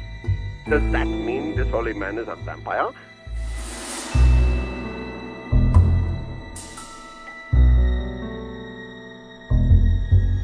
What a pompous name. What does it refer to? An initiatory journey having to do with vampirism. Professor Irina Boxoff takes it very seriously. Himmel, esotericism, secret societies, initiatory journeys. What an old-fashioned hodgepodge. But even the greatest minds sometimes go astray.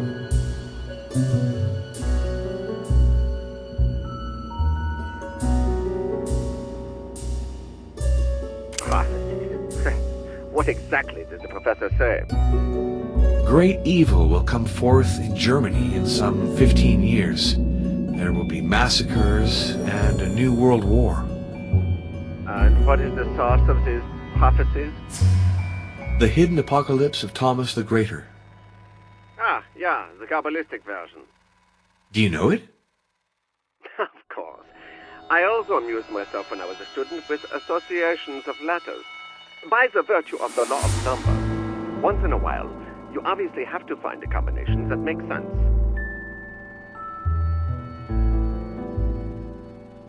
Tell me, Could I ask you a personal question? Listening to your voice, I have the feeling that you're a little tense. Yes, I'm not sleeping well. Nothing else? You can confide in me. I'm a doctor, you know. Well, sometimes I get the feeling I'm being spied upon. I'm sure it's only an impression, but it's becoming an obsession. Father Arno, you are sensitive and susceptible, like our late lamented Dr. Caligaro. These are qualities, but they make you vulnerable. Above all, don't let your imagination govern you. That's good advice. Thank you. I'll try to follow it. All right. The time has come to call Monsignor Briganti to tell him my investigation is nearing its end. I hope he's in his office.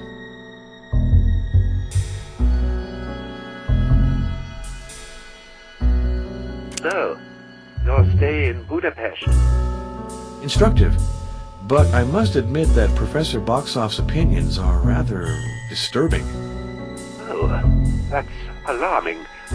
I do hope that you intend to conclude the way we expect.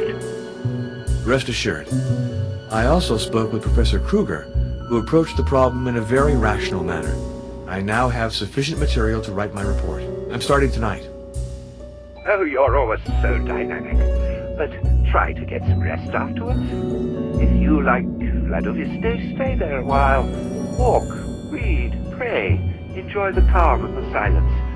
I'm going for a 2-week retreat to a little monastery in Abruzzo. We'll see each other when I get back to Rome. Goodbye, Your Eminence. Be well, Arno. I worked late. I finished my report, then I went to bed. It was hot and humid. Arno.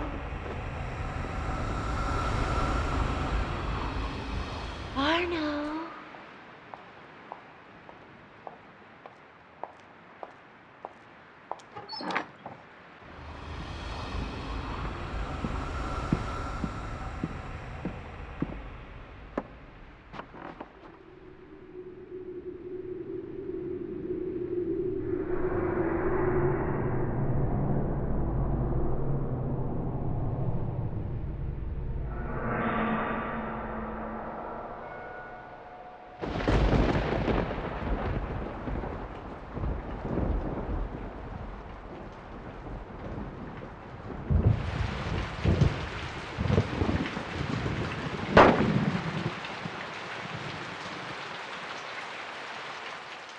Another night of agitation. It's the third time I've dreamt of Maria. I'm attracted to that woman, it's obvious.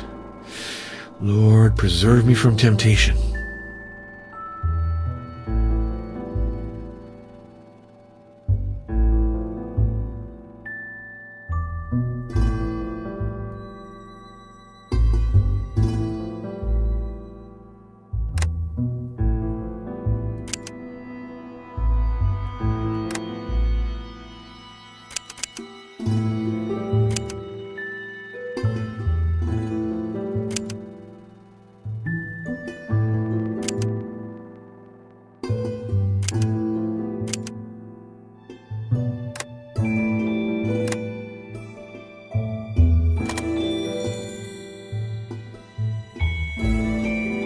Whoa!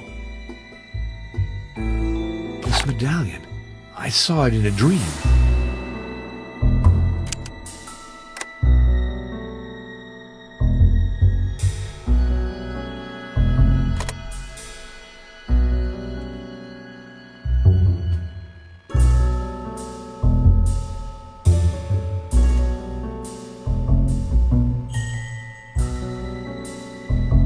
Father, I gotta talk to you.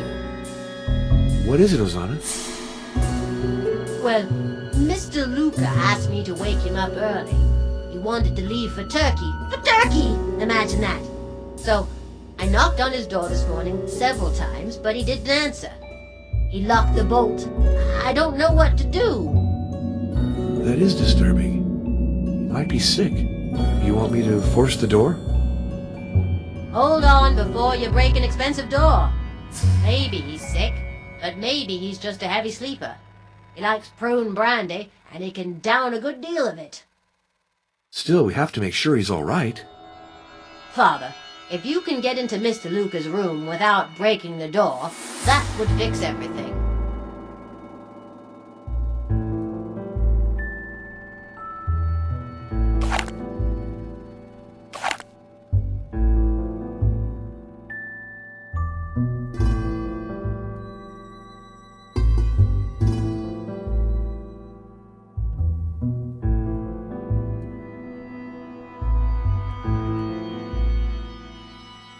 Hosanna doesn't want anyone to force the door. Hosanna doesn't want anyone to force the door.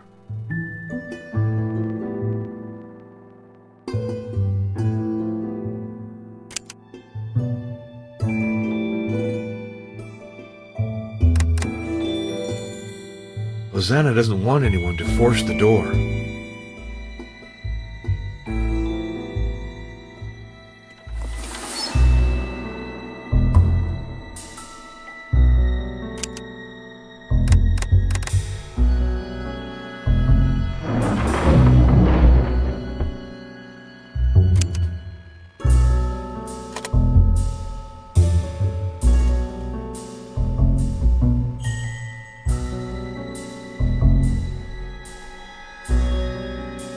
God!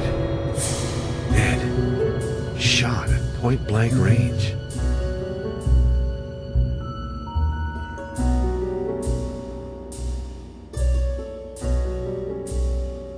Stefan's medal. And to think he thought this would protect him. Dead. Shot at point-blank range.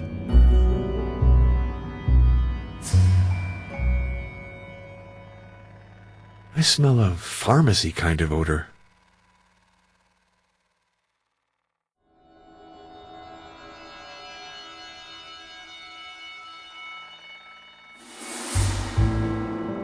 A new painting's been placed over the old one.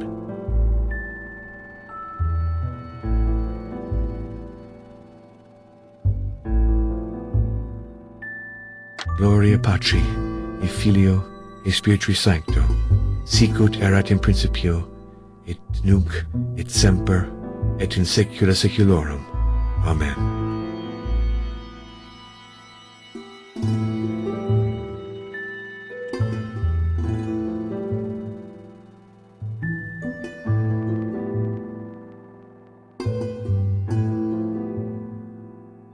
I have to alert the police immediately.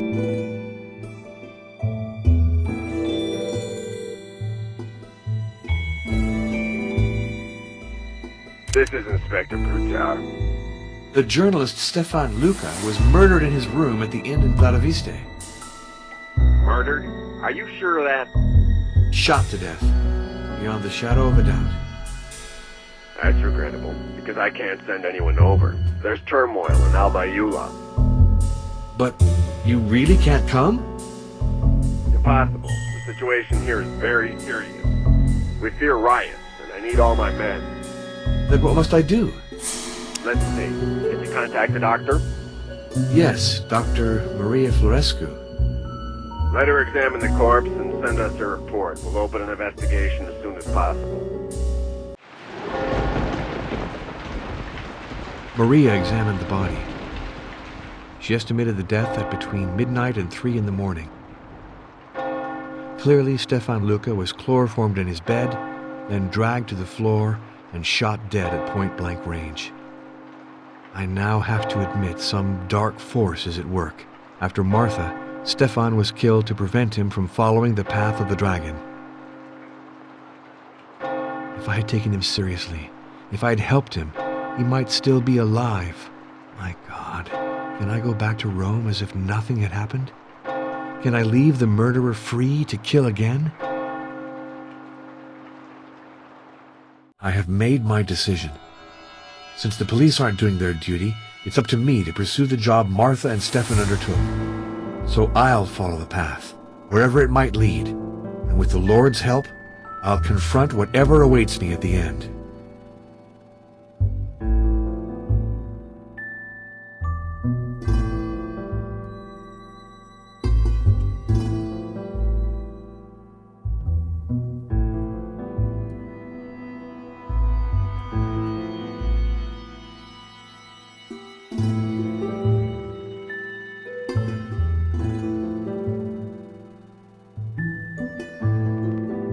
Our friend Stefan Luca has met a sad fate. Do you have any ideas about this murder?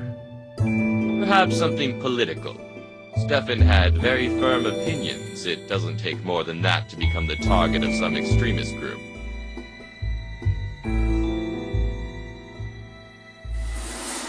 The noise of the storm. Nothing else. No, he merely said that he wanted to follow the path of the dragon, and that passed through Turkey. When did you speak with him? On the eve of his death. We'd been drinking together in the parlor. He was very upset. His remarks were not very coherent, but I listened without contradicting him.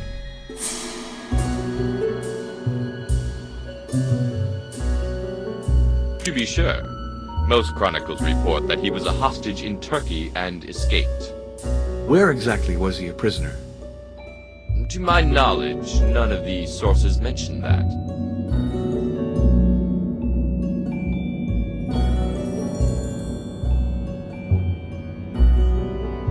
No, that's ridiculous, not you. Don't tell me you believe in Stefan's mad theories. Well, he's been killed, hasn't he? And that gives a great deal of weight to his words all of a sudden.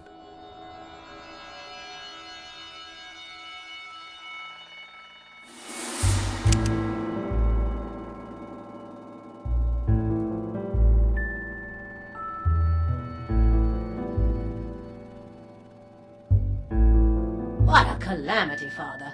That journalist who's just been killed in my inn. And he didn't even have any family. I think I'll throw out the trunk he left in the attic before it brings bad luck. He put his trunk in the attic? Yeah.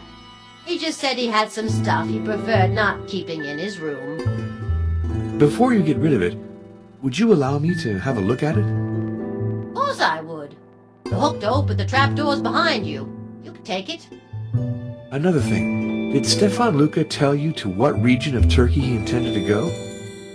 Mr. Luca told me the name of the city, and I forgot. Something like yogurt. Try to remember, please. It's important.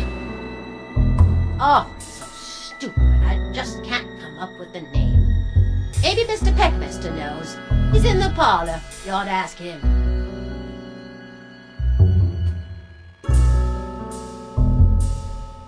It's the custom. We always do that when someone's died in the house.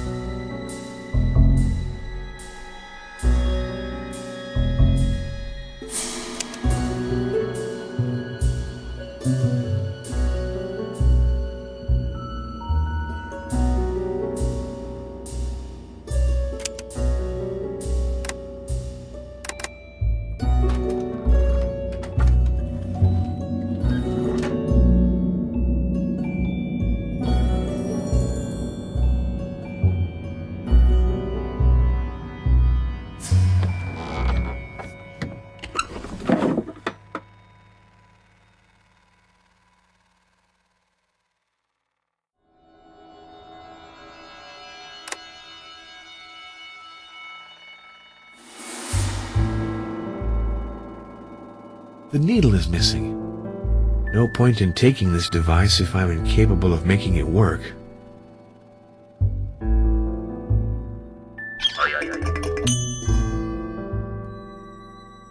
Here's our journalist's trunk. It's stuck. It's stuck. It's stuck.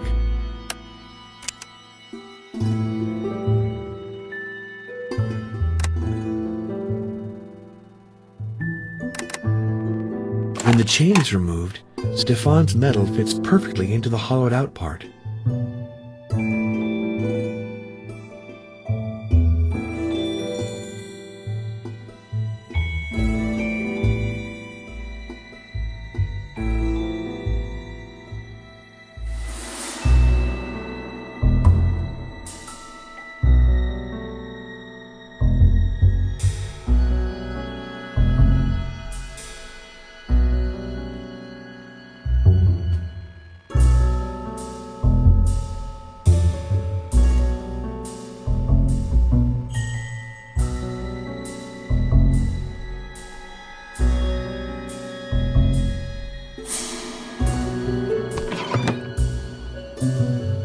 I am already acquainted with these documents.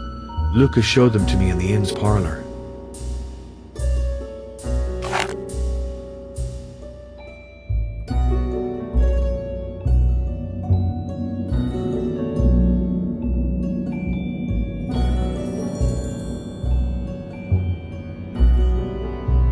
Where exactly is the Fox Peak mentioned in the letter? The envelope is missing and the stamp with it. Where exactly is the Fox Peak mentioned in the letter? The envelope is missing and the stamp with it.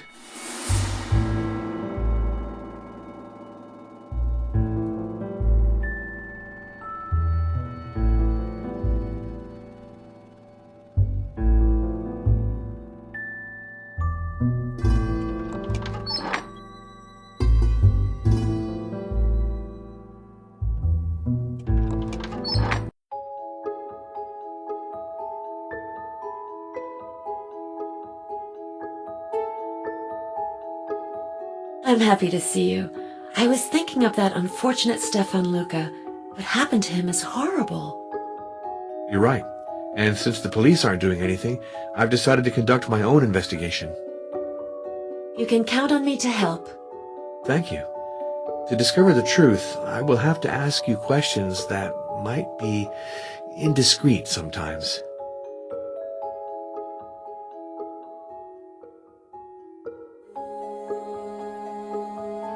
Apparently everything stayed here. Her clothes, her books, her paintings, her travel souvenirs. I stuffed everything into the closets because I couldn't bring myself to throw anything out. As for her birds and her dog, I adopted them. Unless it's the opposite that took place. Staff from the Vesnesia Foundation came to do the housework. To my knowledge, no one else. I don't think Martha had any family.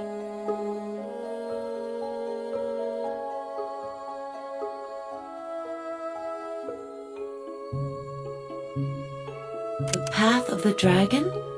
No, I'm not familiar with that.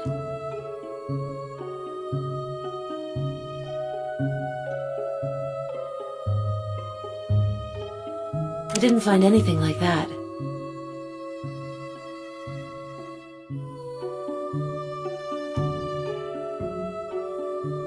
In Turkey? Of course there's that map in the bureau drawer. Wait a minute. Look at this train ticket. I found it slipped within a map of Turkey.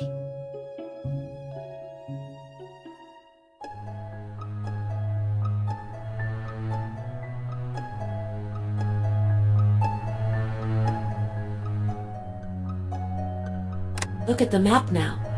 The city of Urguyurt that is mentioned on the ticket is in northern Turkey. Maria, you did me a big favor. Now I know where I have to go.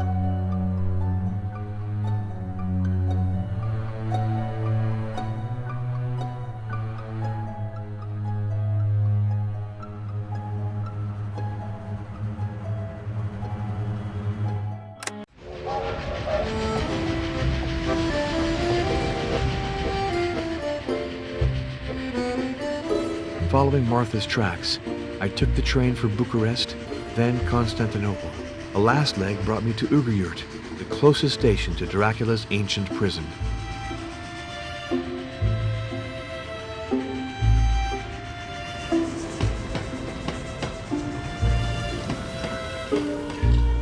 My guide left me at the foot of the cliff onto which the cell caves open. That sinister site has been abandoned for centuries.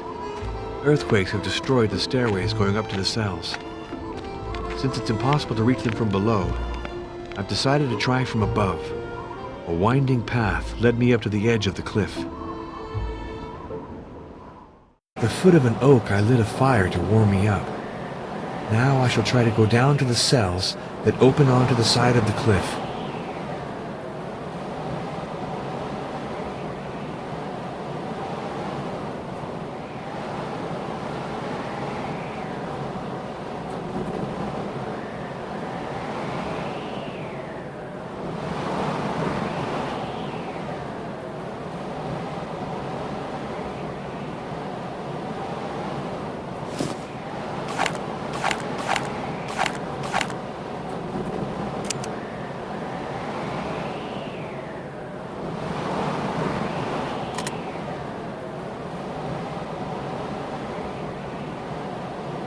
I'm not going to descend the side of a cliff without being belayed.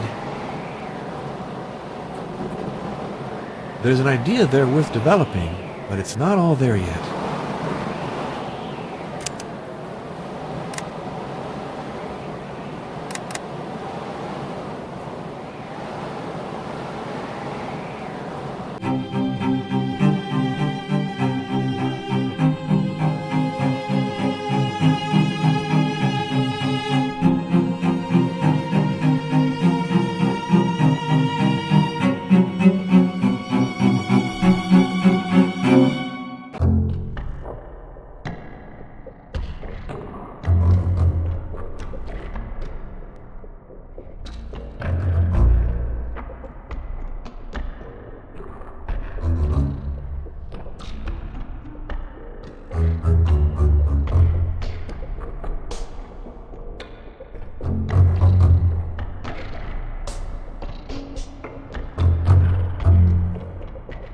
Horizont brand cigarette butts. I'm pretty sure that's a Romanian brand.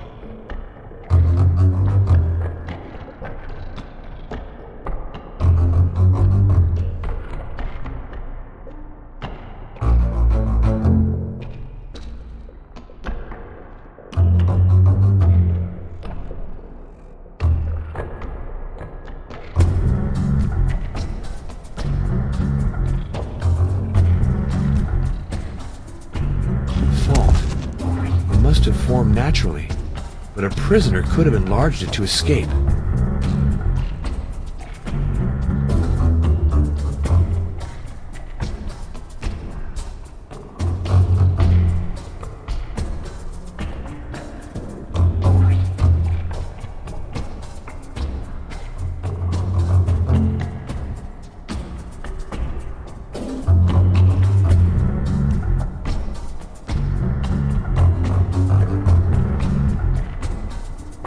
Must have done something wrong.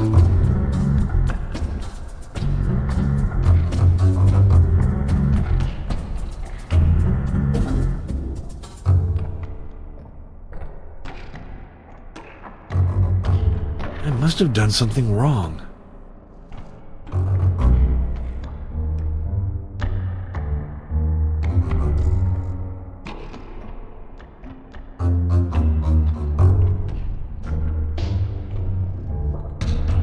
Must have done something wrong.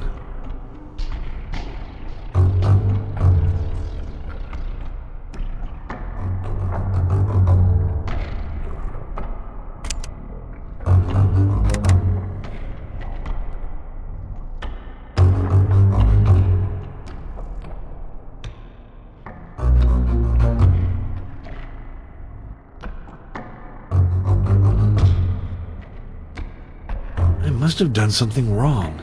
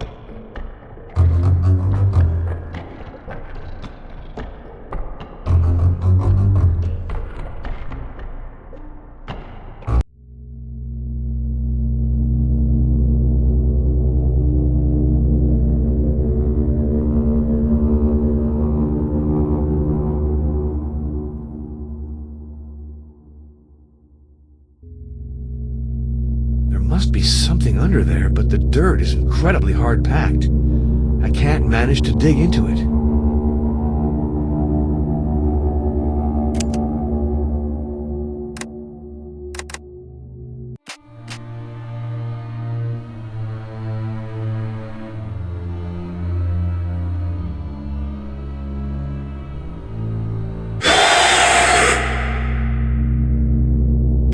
Stone concealed a series of bas-reliefs. The first ones look like Martha's sketches. The others are almost worn out. Clearly there must have been 7 of them.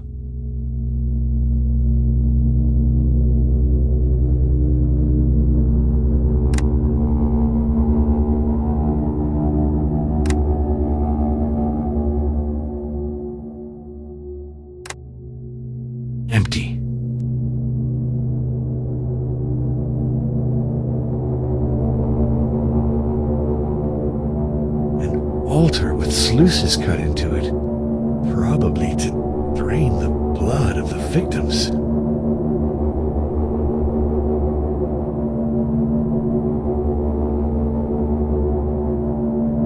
Roots. I'm not that far from the surface.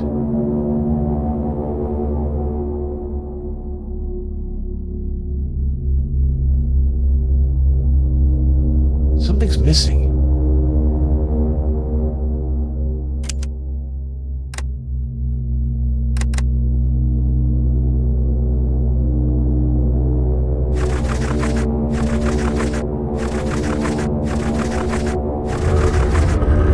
The stairway. I hope that this passage will lead me back to my campsite.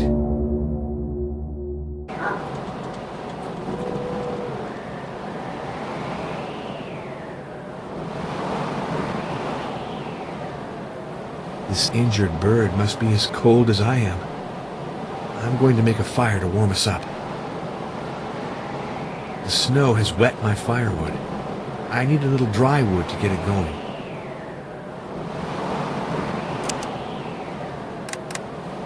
Oh well, I have no choice. It's for a good cause. Oh well, I have no choice. It's for a good cause.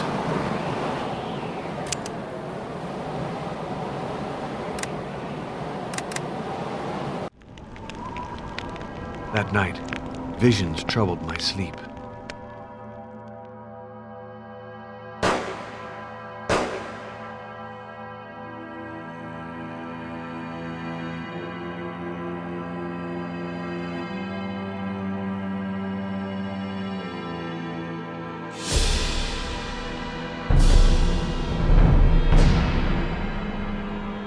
This dream has revealed to me the exact nature of the first trial. In fact, I've already passed it by collecting my blood in a sterile vial. I still have to understand the 6 other stages by patiently putting some order into the confusion of texts and images stirring in my memory. In the train bringing me back to Vladiviste, I found a Bible. The book opened spontaneously to this passage from Matthew. Narrow is the way which leadeth unto life, and few there be that find it. I drowsed off, still dreaming, and I saw myself in a deserted place, walking in the snow, my feet stepping precisely in the prints of those who had preceded me.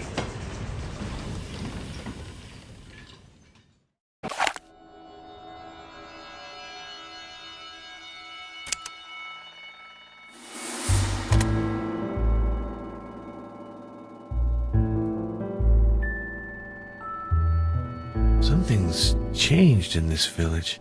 I feel uneasy. Before I go see if I have mail, I'd like to see how Maria is doing.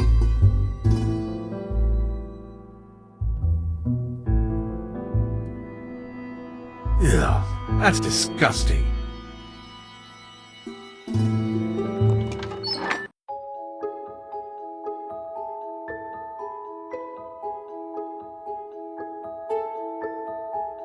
Maria, I'm worried about you. Are you all right? Of course, don't worry. Who painted those horrible things on the walls of the house? Riffraff. But they didn't dare come into the dispensary. That's disgusting. It's sad, but the shame is on them.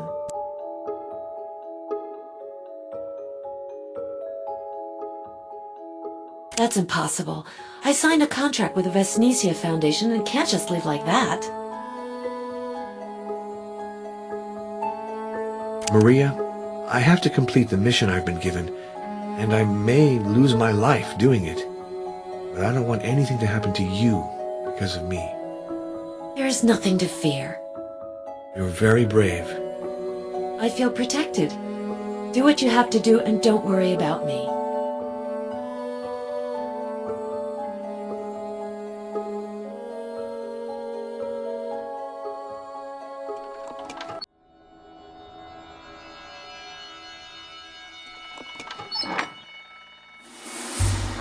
So you're back, Father. I got it. I remembered. Erguyurt. Pardon me? Yeah.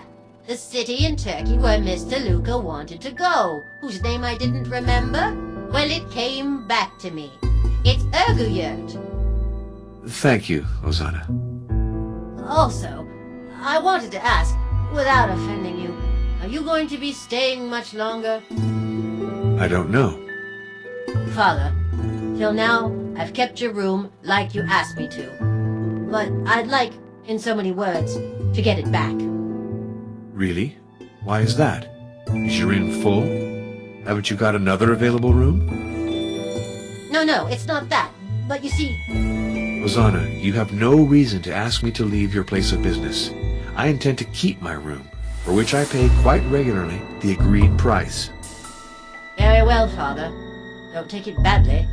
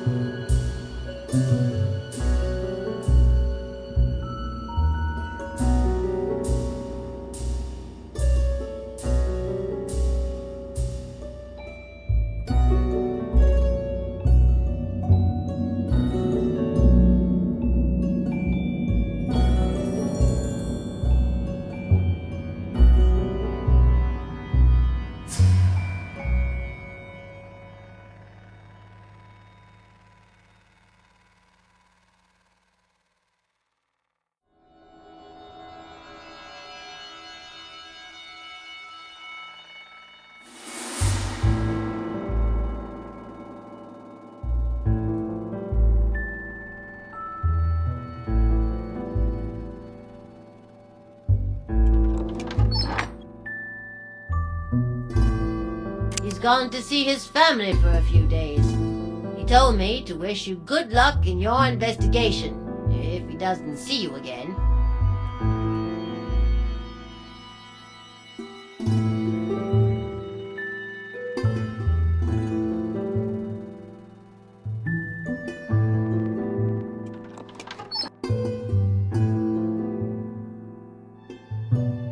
Neither stamp nor address.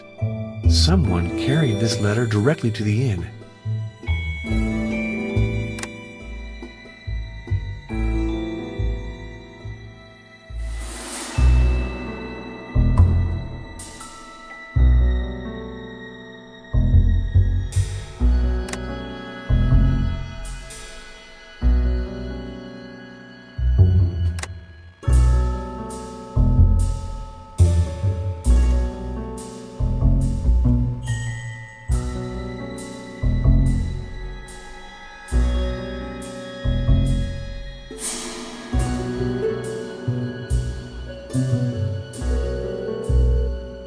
This is Arena Box Off. Did you receive what I sent you? I received your file on the Thule Society. And the letter from Kreutzberg I sent the next day? Not yet. It shouldn't be long. With the material you have in hand today, have you changed your opinion on vampires? Or are you sticking to your position? I'd be curious to know. Professor, I've decided to follow the path of the dragon. It can't be. Father. No, you misunderstand.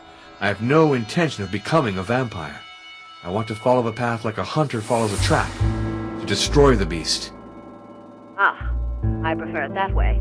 But are you conscious of the risks? Oh yes, I know that 2 people have died attempting it. That's precisely what convinced me of the reality of the danger, and of the necessity to act. Can you help me? If you follow the path, then it's indispensable that you consult my biography of Vlad Tepesh and other documents I can't entrust to the mail. In particular, there's a rare vase that Herman kept in his wooden chest. Would you visit me again? Of course. I'll take the next train. Goodbye, Professor. Goodbye, Father.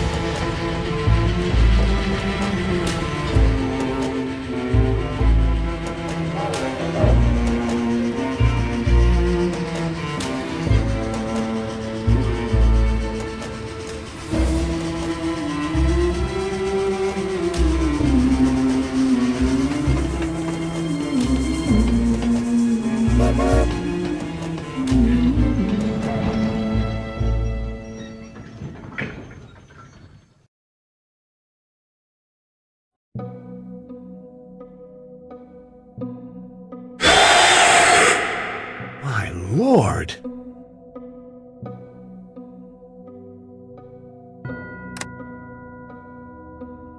A syringe. Could Irina Boxoff have been poisoned?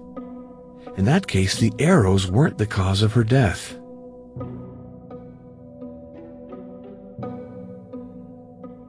Vulnerant omnes, ultima necat. All injure. The last one kills.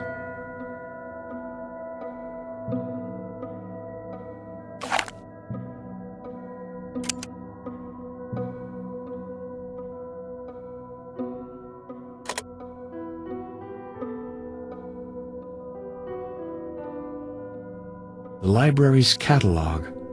All that's left is a charred cover.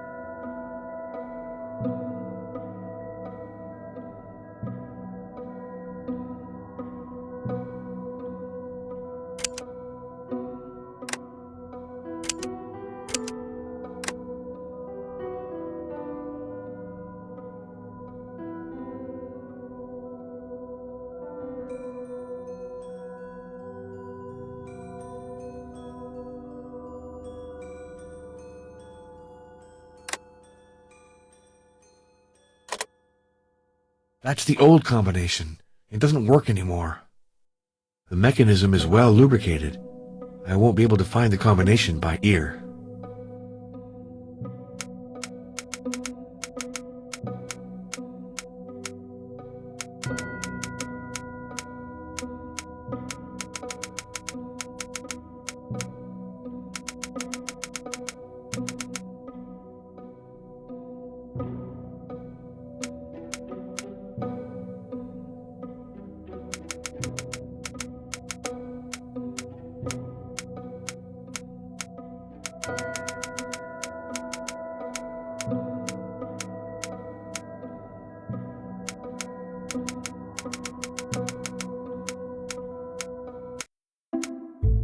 cylinder.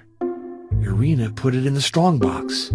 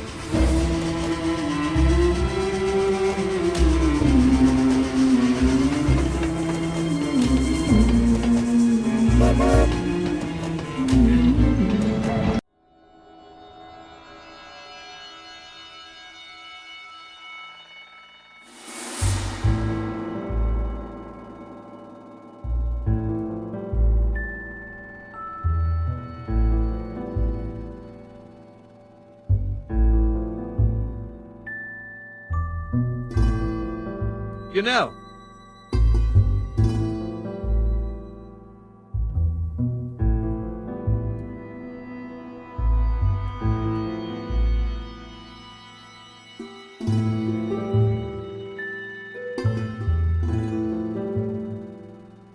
The Iron Guards. They came from Alba Eula in a big car, with their armbands on and everything. The adults say you're drawing misfortune onto the village. Maybe that's true, but I like you anyway.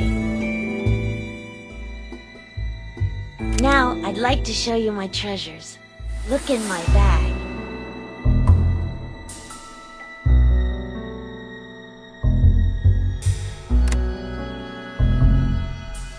A silver needle. Take it. I'll give it to you.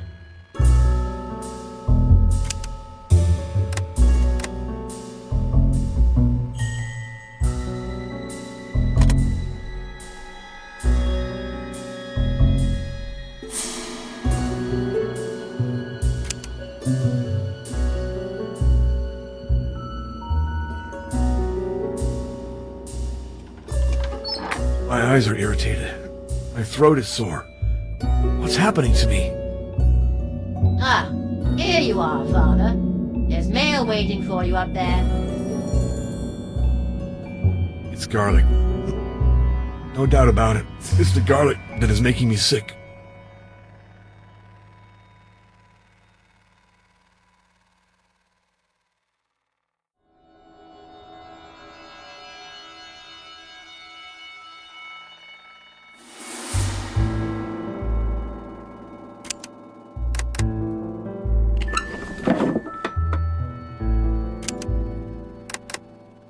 November 1870.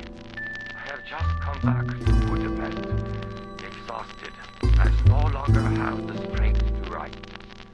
I shall therefore dictate this journal to stamp in my memory the tragic events I experienced in Vladomir's day. My struggle with Dracula concluded in a stalemate. The Count will certainly not come after me in Budapest, but I had to flee far from his madness. If I were to return, I'd be immediately arrested as an accomplice to murder. In his Transylvanian stronghold, Dracula is untouchable. His will is law, and no one disobeys him. He does occasionally change his hunting ground, for he is hungry but to prey. That is the reason he bought a house in Budapest. Fate caused him to choose as his notary my friend Leon Hartner. Then to desire his wife and take flight to Budapest. But Leon, he set out in pursuit of the accursed couple.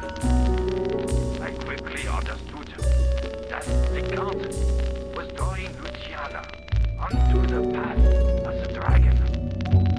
By an engagement present, he wanted to offer her eternity. We followed the lovers from city to city, but unfortunately, we were always one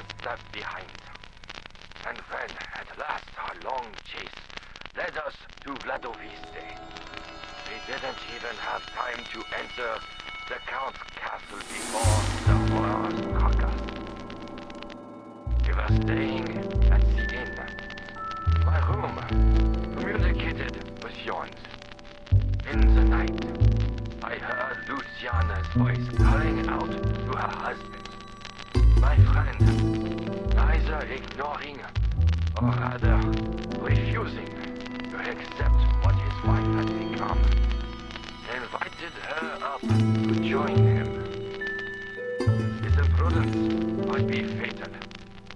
Luciana would have bled her husband dry if I hadn't intervened. I battered down the door between our rooms and pierced the vampire's heart.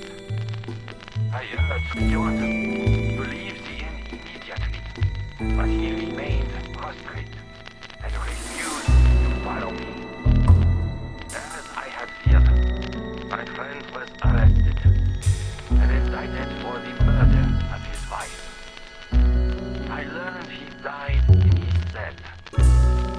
The papers spoke of suicide, but I discerned in his death the work of the Count, whose influence extends into the prison. Prudence obliged me to return to Budapest as quickly as possible. I forced myself nonetheless to visit Luciana's grave and deal with her corpse according to the ritual. I didn't want to leave without the absolute certainty that she'd lie in eternal peace. As for her master and lover, Count Dracula, I admit that I shrunk back from him. Others will come, I hope, to resume the combat. It is for them that I preciously conserve my archives on the path of the dragon. For me, the fight is over. So, here's Hermann von Bergen's last message, recorded half a century ago.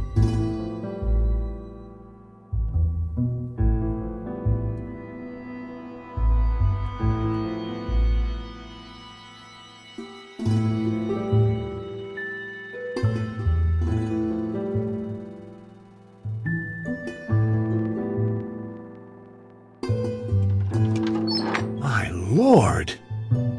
I must have set off some mechanism.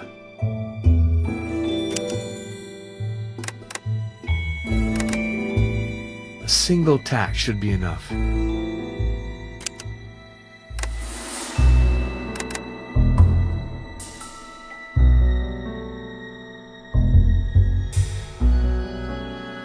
I can't go away without taking that.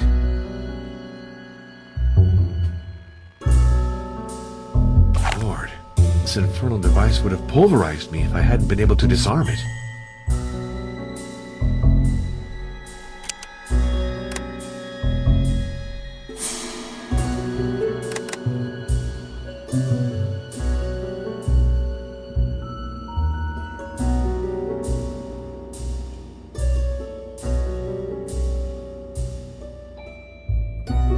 My eyes are irritated.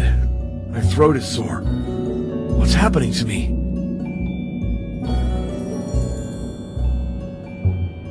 Father, I hate saying this, but it'd really be better if you left. You see, you're causing me lots of worry. Your worries are reasonable. Someone wanted to kill me. Kill you? Jesus and Mary. There was a bomb on my door. A bomb? If Providence weren't watching over me, I'd be dead right now in the ruins of my room. And don't play the innocent with me, please. I've got nothing to do with it, Father. It's Master Janos Peckmaster. He came with a guy from Albayula. They went up to your room. They told me to keep a lid on it, not to tell you anything. And you let them do it? But they're awful. They could have burned my inn, like the church. He told me to get you away. I tried, but you wouldn't listen. I mean, you're obstinate, you are, with all due respect. Yes, I can be stubborn. What's that letter on the counter? It's for Master Peck, mister. Oh, is it then? I'm going to open it. Oh, misery me, Master Janos will be real angry.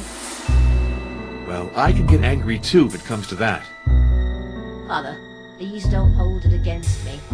I can understand you're not being happy, but it ain't easy for me neither. Putting up foreigners, all that's going on right now, is very dangerous.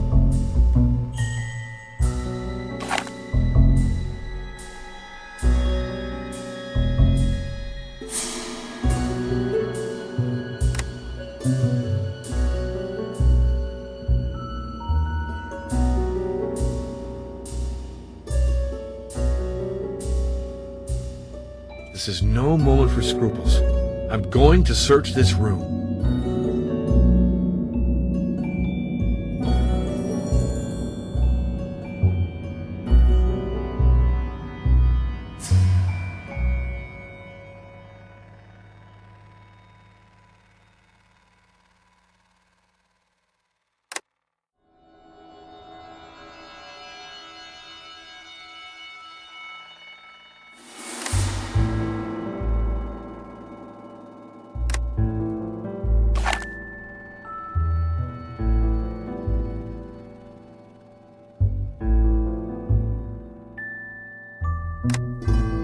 It's closed.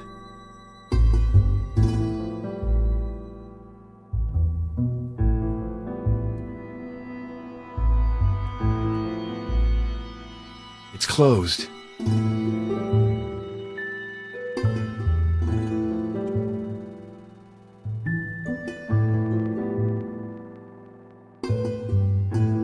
My eyes are irritated.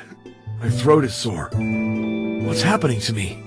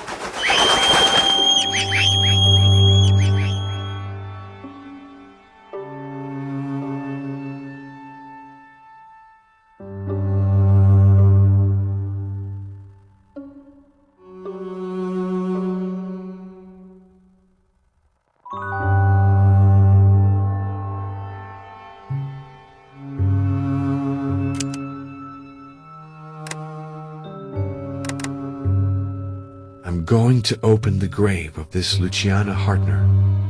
Forgive this profanation, Lord, but this difficult task must be carried out.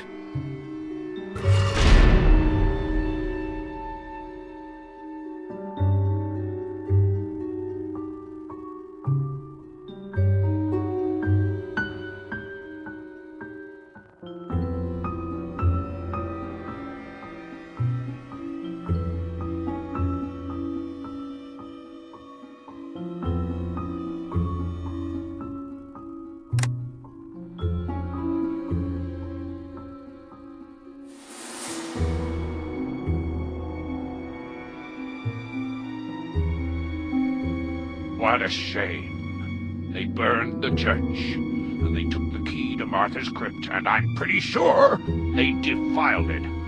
If it ain't terrible to see such things. Father, with all due respect, if you'd gone back to Rome, they never would have done that. But who are you talking about? Who burned the church? Oh, Father, you got to understand.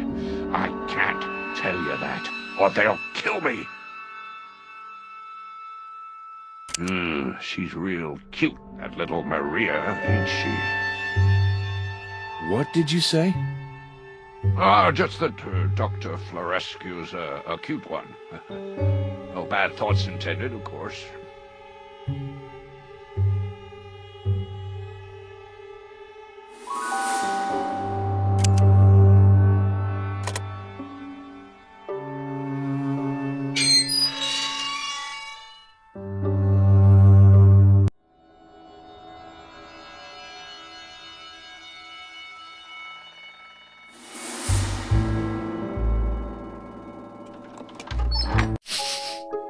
There's an odor of tobacco. Lightning struck not far away. The fuses must have blown.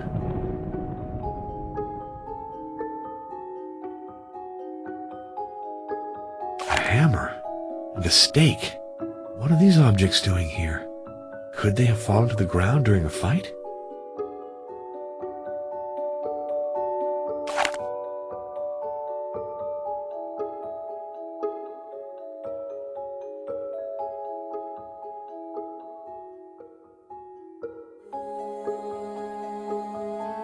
Maria's shawl, drenched in blood.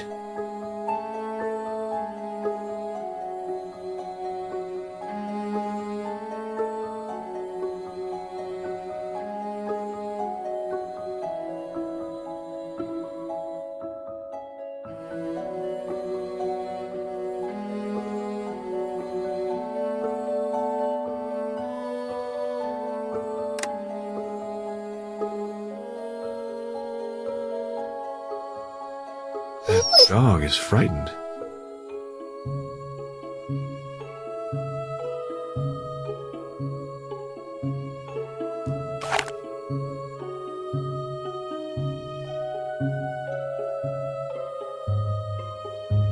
A feeder for pigeons.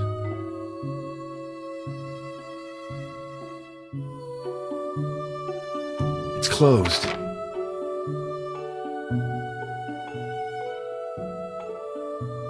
That red light is a control light. The electrical system is in the cellar.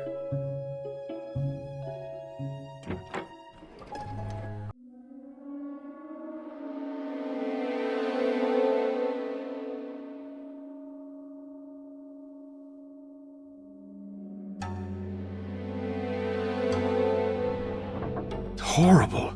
This man was bled dry.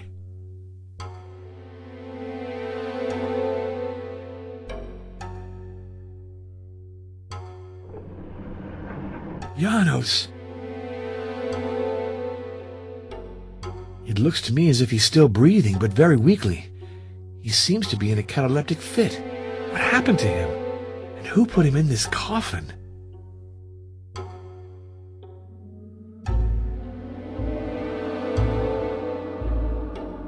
A manuscript of Dracula's biography, written in verse. This unique work can only come from the Van Bergen collection.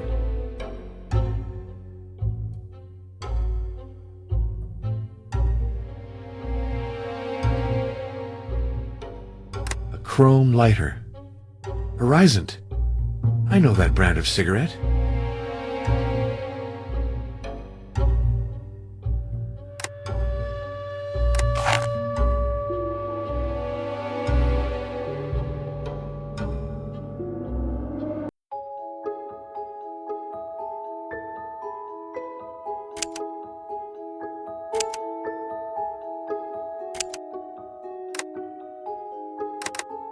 That's the right key. What was it doing in Janos's pocket? Don't move or I'll shoot.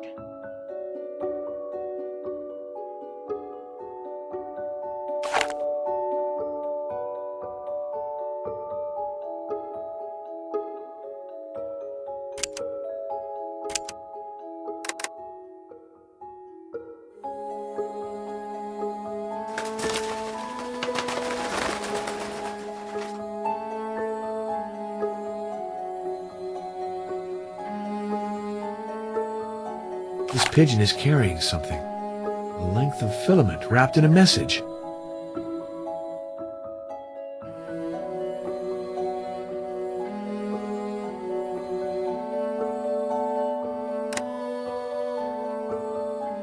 Don't move or I'll shoot.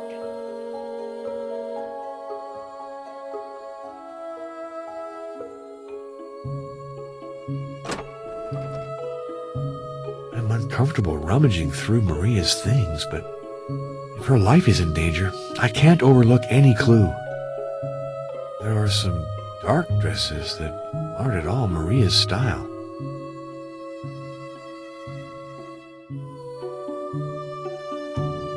Illustrated magazines.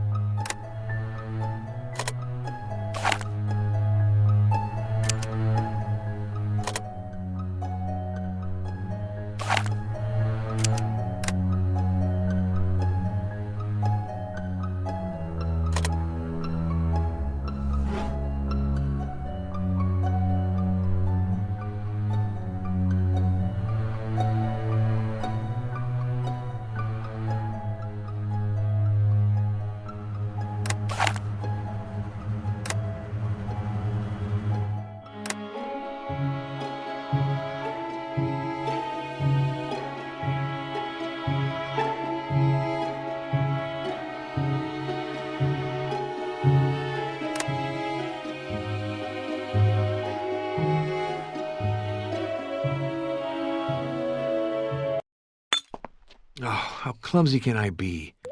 I tipped over a bottle of acid.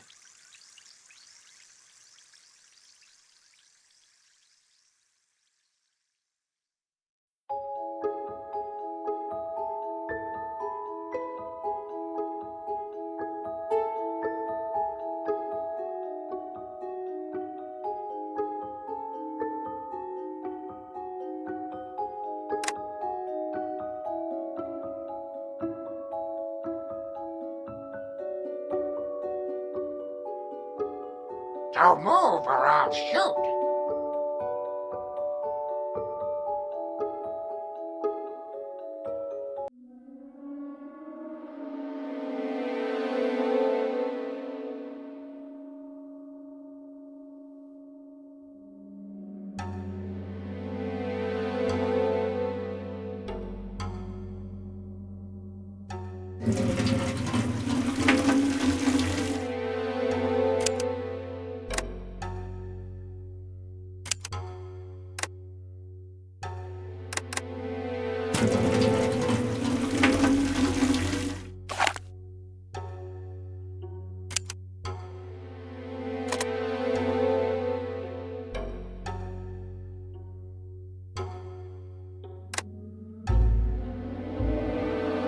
All the fuses have blown. They're unusable. I need a backup solution. Maybe Martha stored away something to repair them with?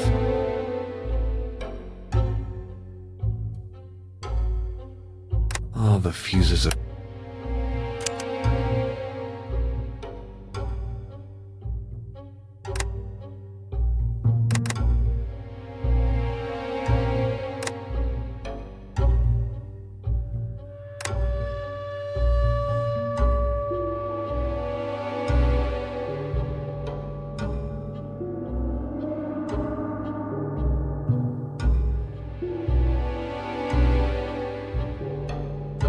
There's light in the lab window. I succeeded in getting electricity back.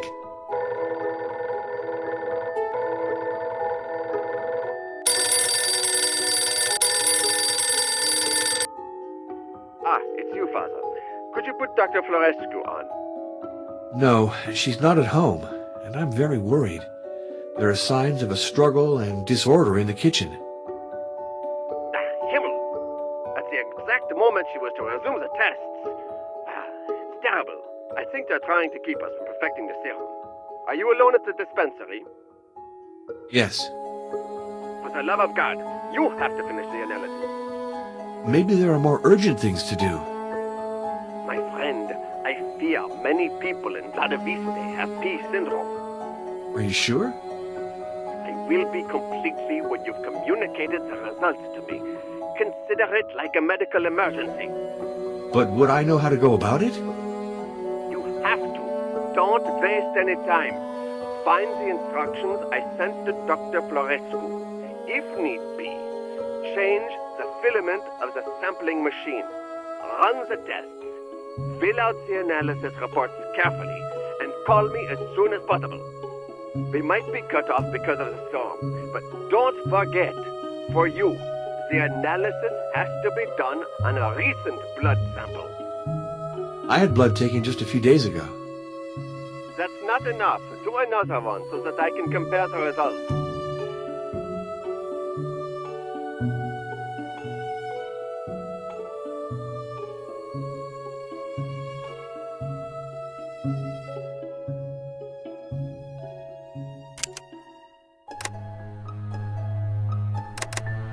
I've done this hundreds of times to other people, but giving yourself a shot is not the same thing. Be brave. It has to be done. First, disinfect the area where we're injecting the needle.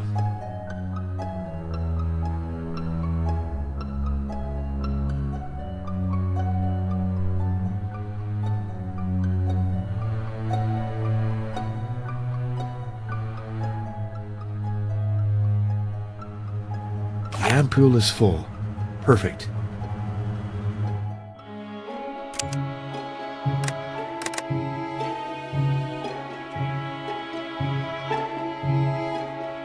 This filament is burned out.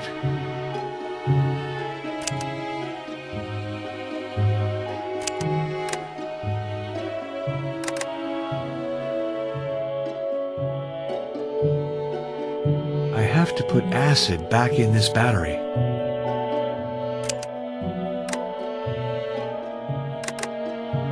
In general, you use sulfuric acid for batteries, but acetic acid should do the trick. There's a sample missing.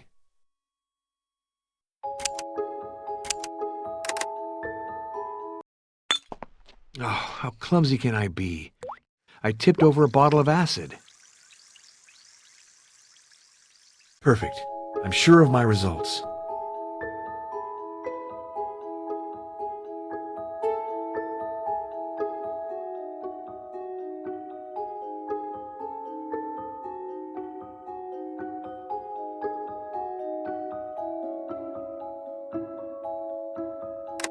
I'm locked in.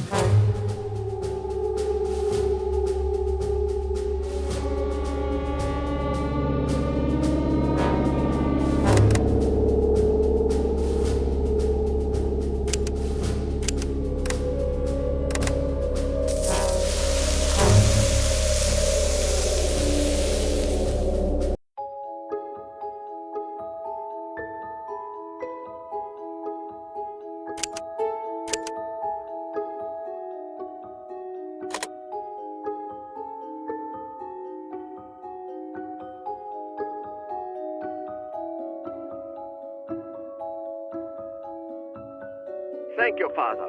I have noted all your results. Excellent precision. I'll get right down to work. I hope that very quickly I'll be able to treat the pay anomaly, as well as its strange variants. I'm happy to have been able to help you, but that doesn't solve my problems.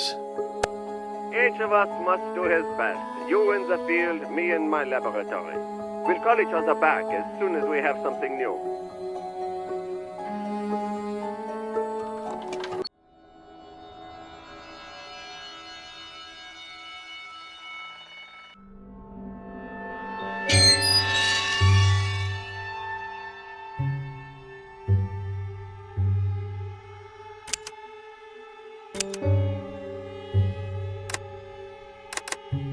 It's closed.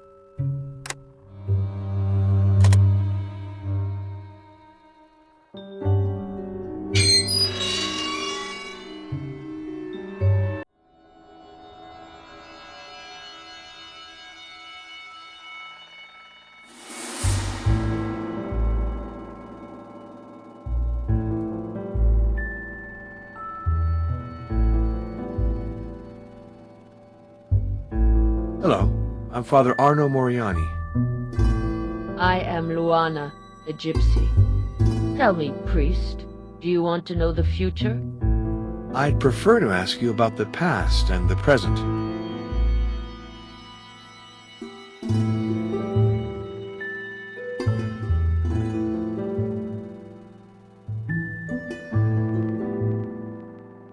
From behind the high grass, the wolf observes the flock and carries off the weak and isolated. As usual, the oracle speaks in obscure, mysterious terms. That is because it does not want to lie, nor provoke the anger of the powerful.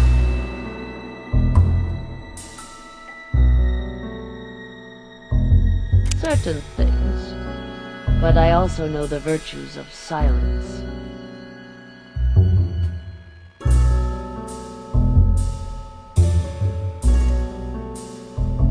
As much as I want to know. I have a feeling that before the end you will know more than me about the dragon. You sense many things, Luana. As for me, I sense that you could guide me to the path if you wanted to. First, learn to know your enemies.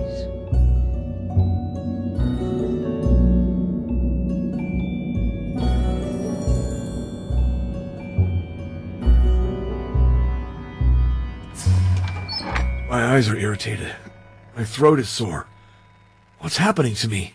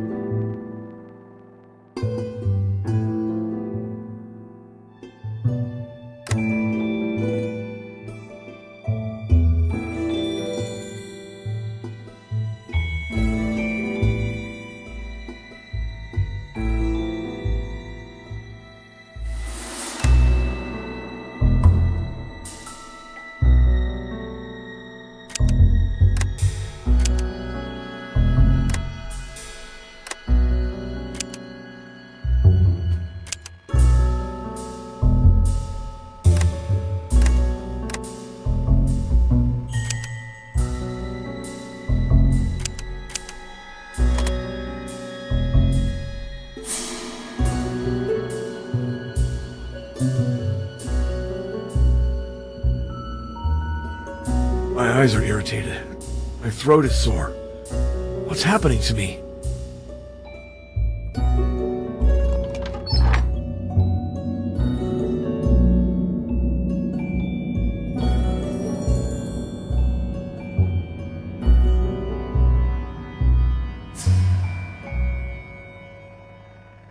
Now you know your friends and your enemies. As for me, I went to get water from the spring.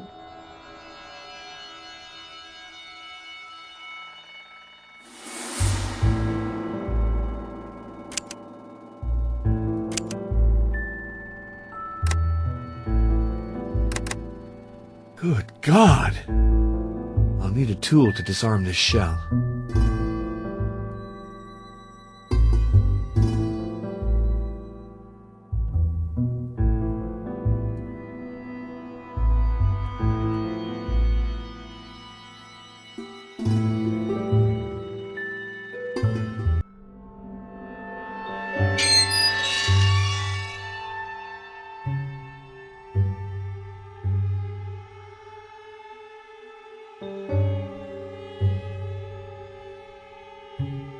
Yeah, I got one. I'll trade it to you for your electric torch.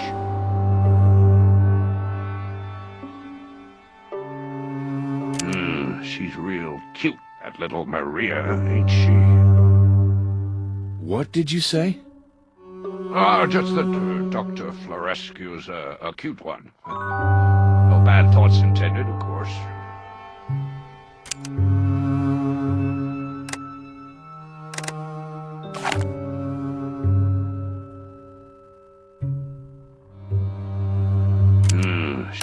What did you...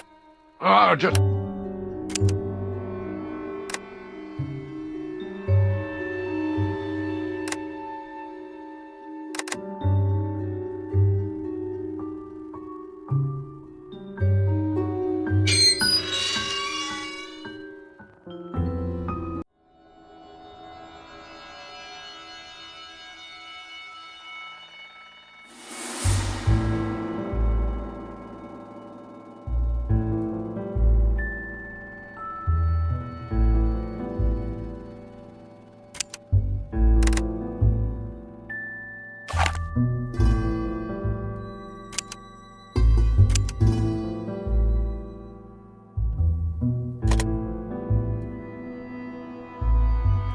The imprint of a bowl.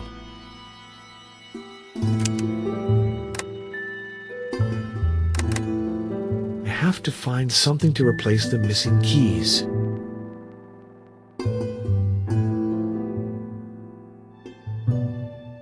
Luana has left, and I wasn't even able to say farewell. Cartridges from a revolver.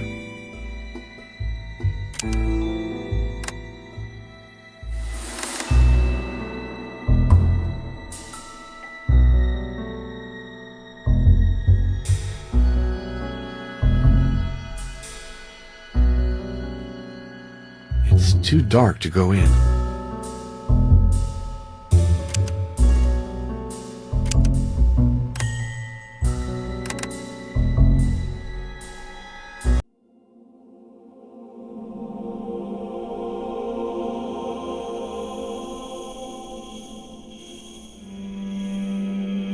They're aggressive. It's impossible to pass as long as they're there.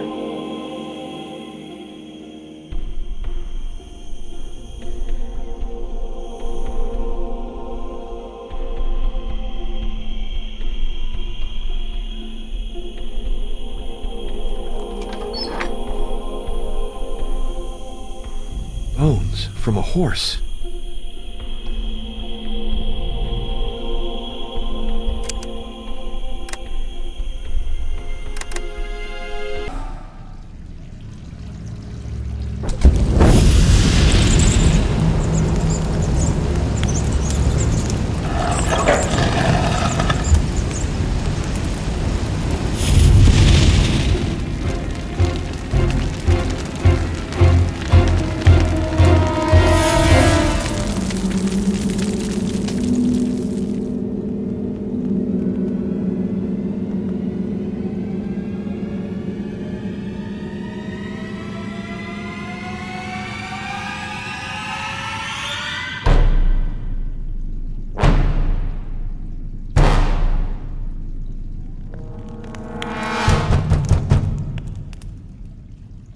I'm stuck.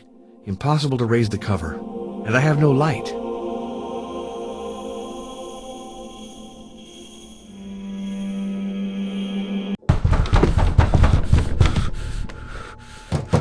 That's useless.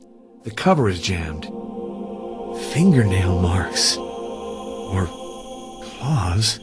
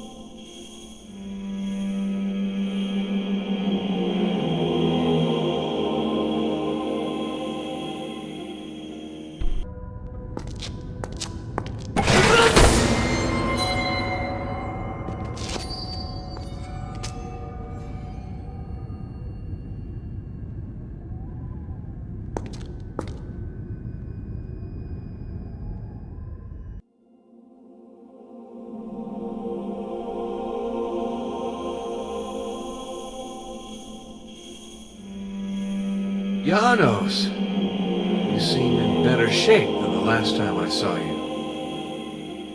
I lost a little blood with the points in the labyrinth, but besides that, everything's fine. Now we have to get out of here. How? The partition separating us is movable. If we can displace it, we'll clear this door. What do you suggest? In front of me is a series of keys. They're decorated with imaginary animals. On my side as well. Let's try to understand their operation. I think they control the partition's movement. So let's press a key. We're not about to stay this way for years.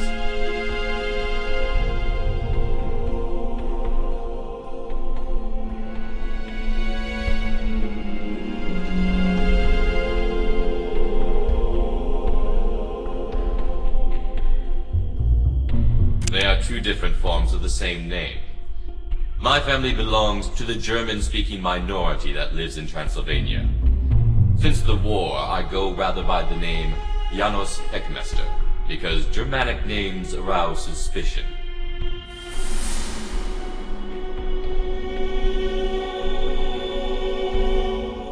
Von Kruger?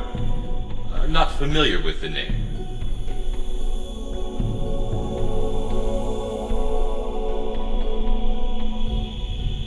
I had come to speak to Maria. What did you do to her?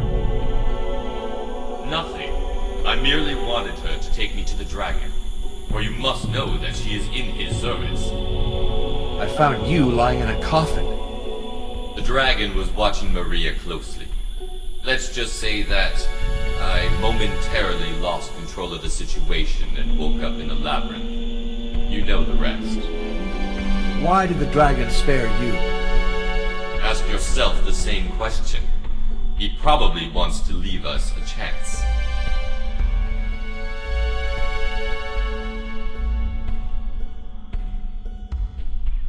The same thing as you. Corporeal immortality. You're mistaken. That is not my goal. Is that so? What else then? I want to destroy Dracula. Destroy the dragon? After running the risks you have, you would kill the one who can give you eternal life? Don't make me laugh.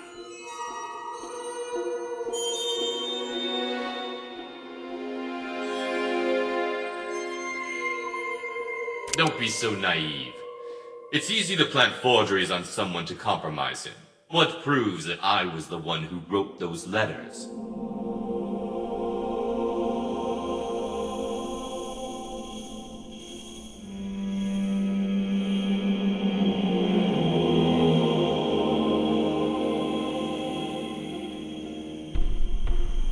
The Iron Guards, without a doubt.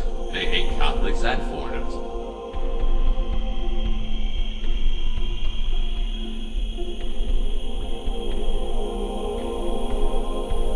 The dragon, or his servants. Luca wasn't worthy of treading the path.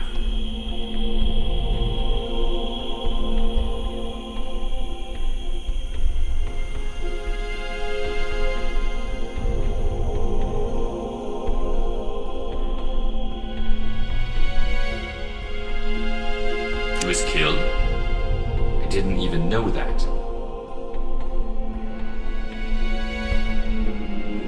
He was killed? I didn't even know that. So let's press a key. We're not about to stay this way for years. Free me, Arno. It wouldn't be charitable to abandon me. The keyboard is blocked. For the moment, I don't see any simple means to get you out of here.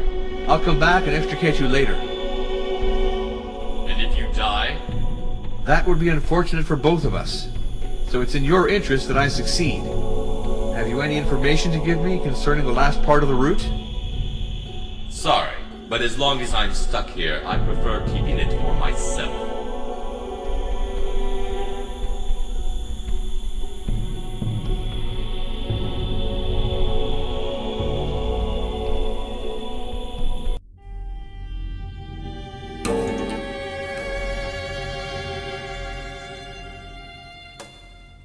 It's closed.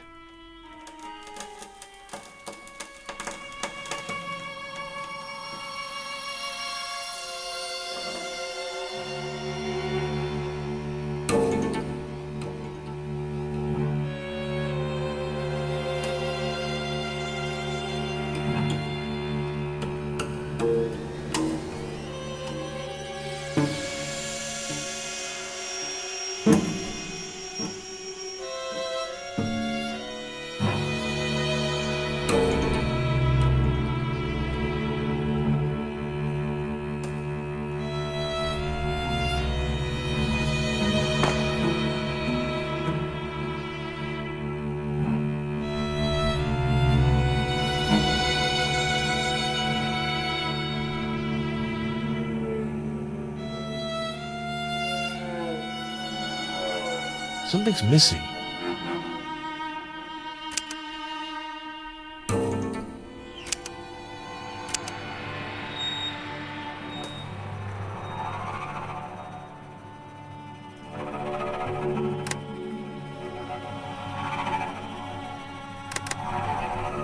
The keys to the path of the dragon are hidden in ancient documents. Take this occult work. It contains an illustration that I would ask you to examine carefully.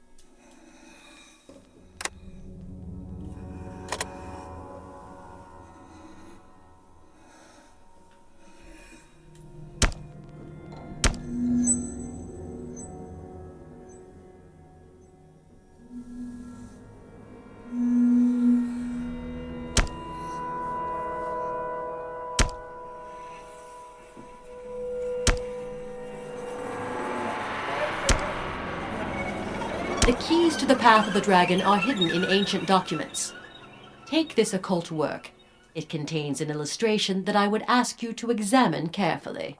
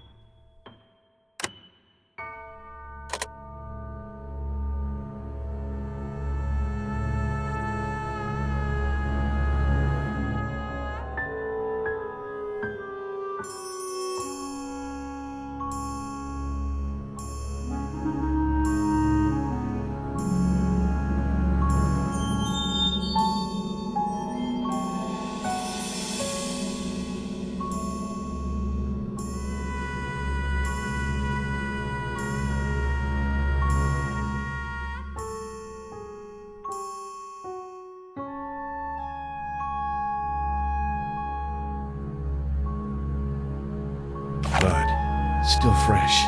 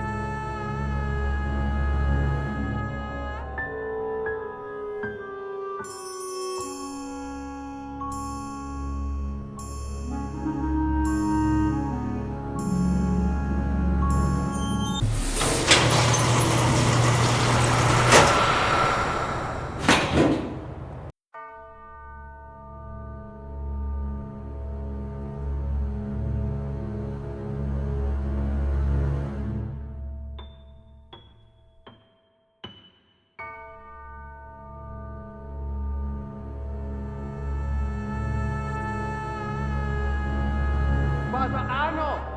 At last, I found you! But what are you doing here?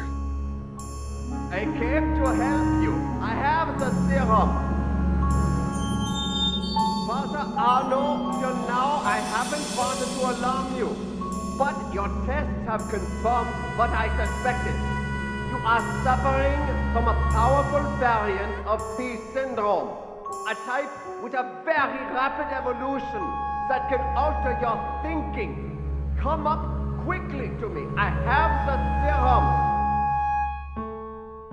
For the love of God, don't tarry.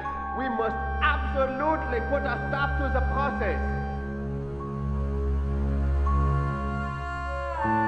For the love of God, don't tarry. We must absolutely put a stop to the process.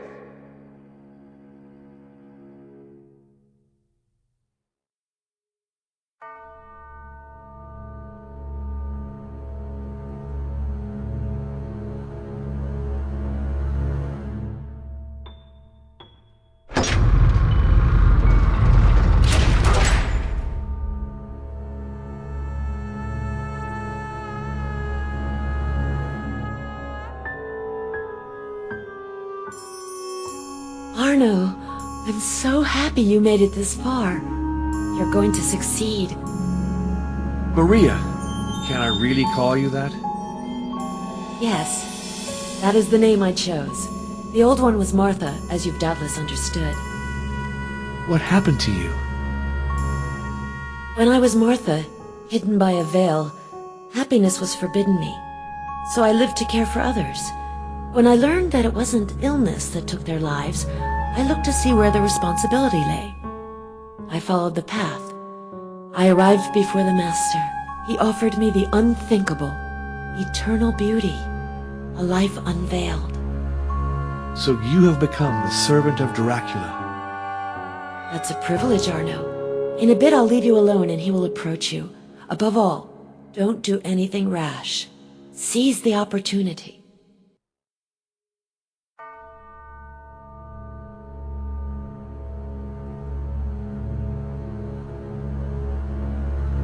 I prepared a brew with plants that made me fall into a cataleptic fit. They carried me to the grave. The Master took me out of it, then led me to the castle. After the final trial, the wounds on my face healed. My body was rejuvenated. I then came back to the dispensary using the identity of Maria.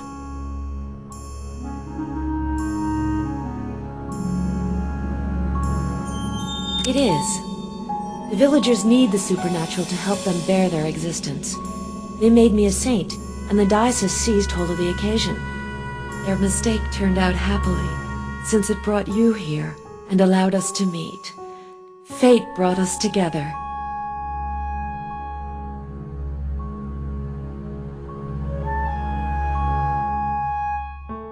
First, I went to the Turkish prison. The Master learned of that. Nothing escapes him. Upon my return, he wanted to test me. One of his men came to the dispensary. I fled, but he pursued me to the broken oak. There I grabbed his weapon and shot twice.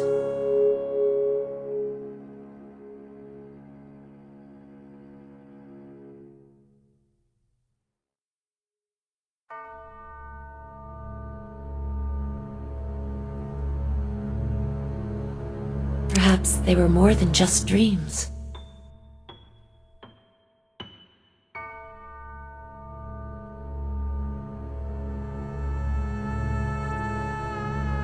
Don't you know why?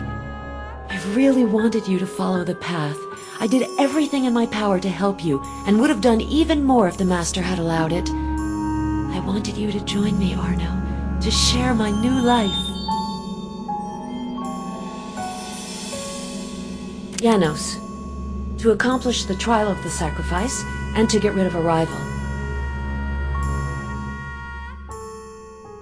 Janos, to accomplish the trial of punishment and to steal a manuscript. Janos, to accomplish the trial of punishment and to steal a manuscript.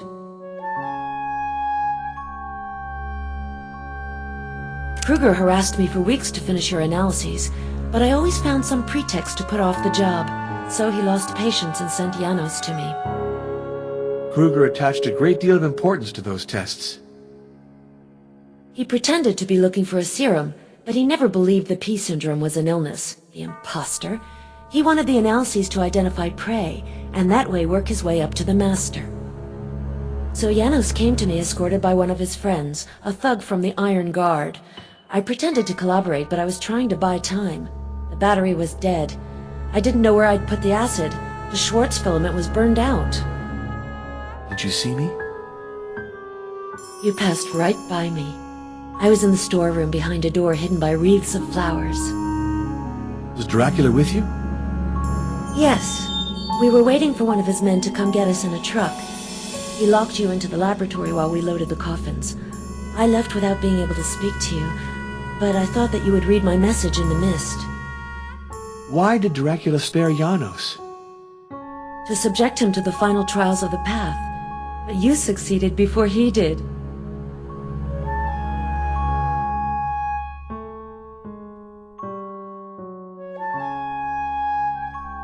He's one of the leaders of the Thule Society, of which Janos is a member. Do you know of a brochure called The Lords of Twilight?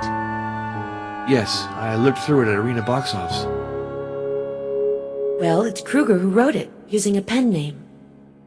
Janos and Kruger are really very dangerous. Not anymore, since you beat them to it. Win the Master's favor, and they will never reach their goal.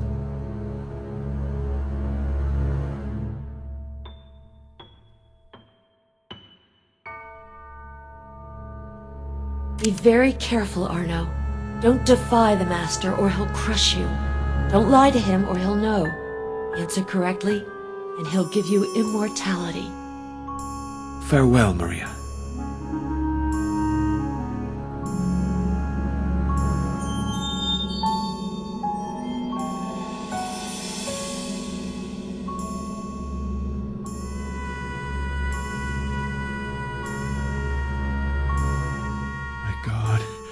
Make him approach me very close.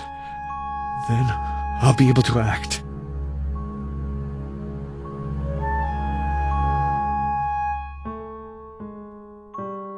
To come unto me, you have desecrated a tomb, burned a chapel, and poisoned a spring.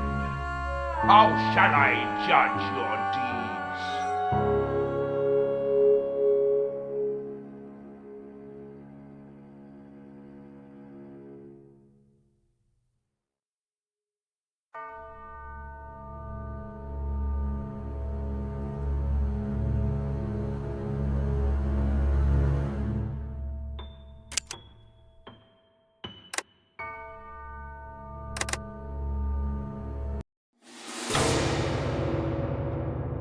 To your hands, Lord, I entrust my soul.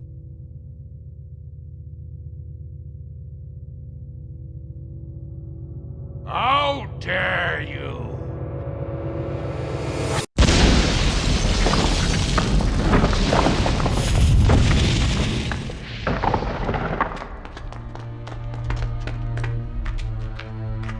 well has caved in. Cadoct!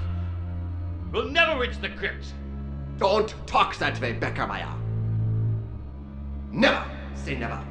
There are tons of rocks obstructing the passage. It would take masses of equipment. Patience. Someday we'll come back.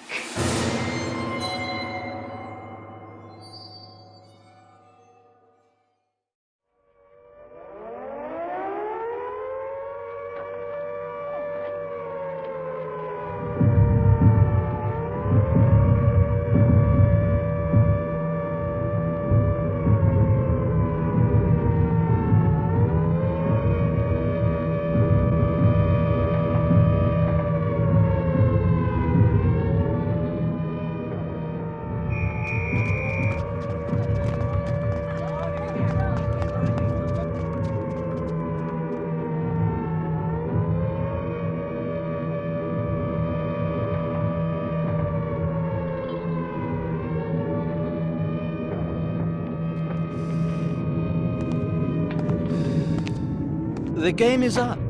You're a spy in the service of the Third Reich.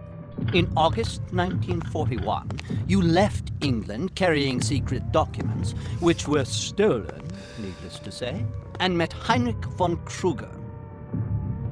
A few weeks later, this same Kruger was in Romania, in your company, where you both participated in a top-secret mission. Operation D. You seem to know a great deal, Captain Cunningham. Yes, but what we don't know is the nature of Operation D. You will give us an explanation, I trust.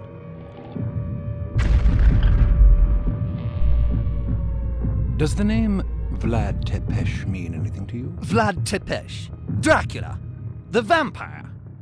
You don't believe in vampires, Captain?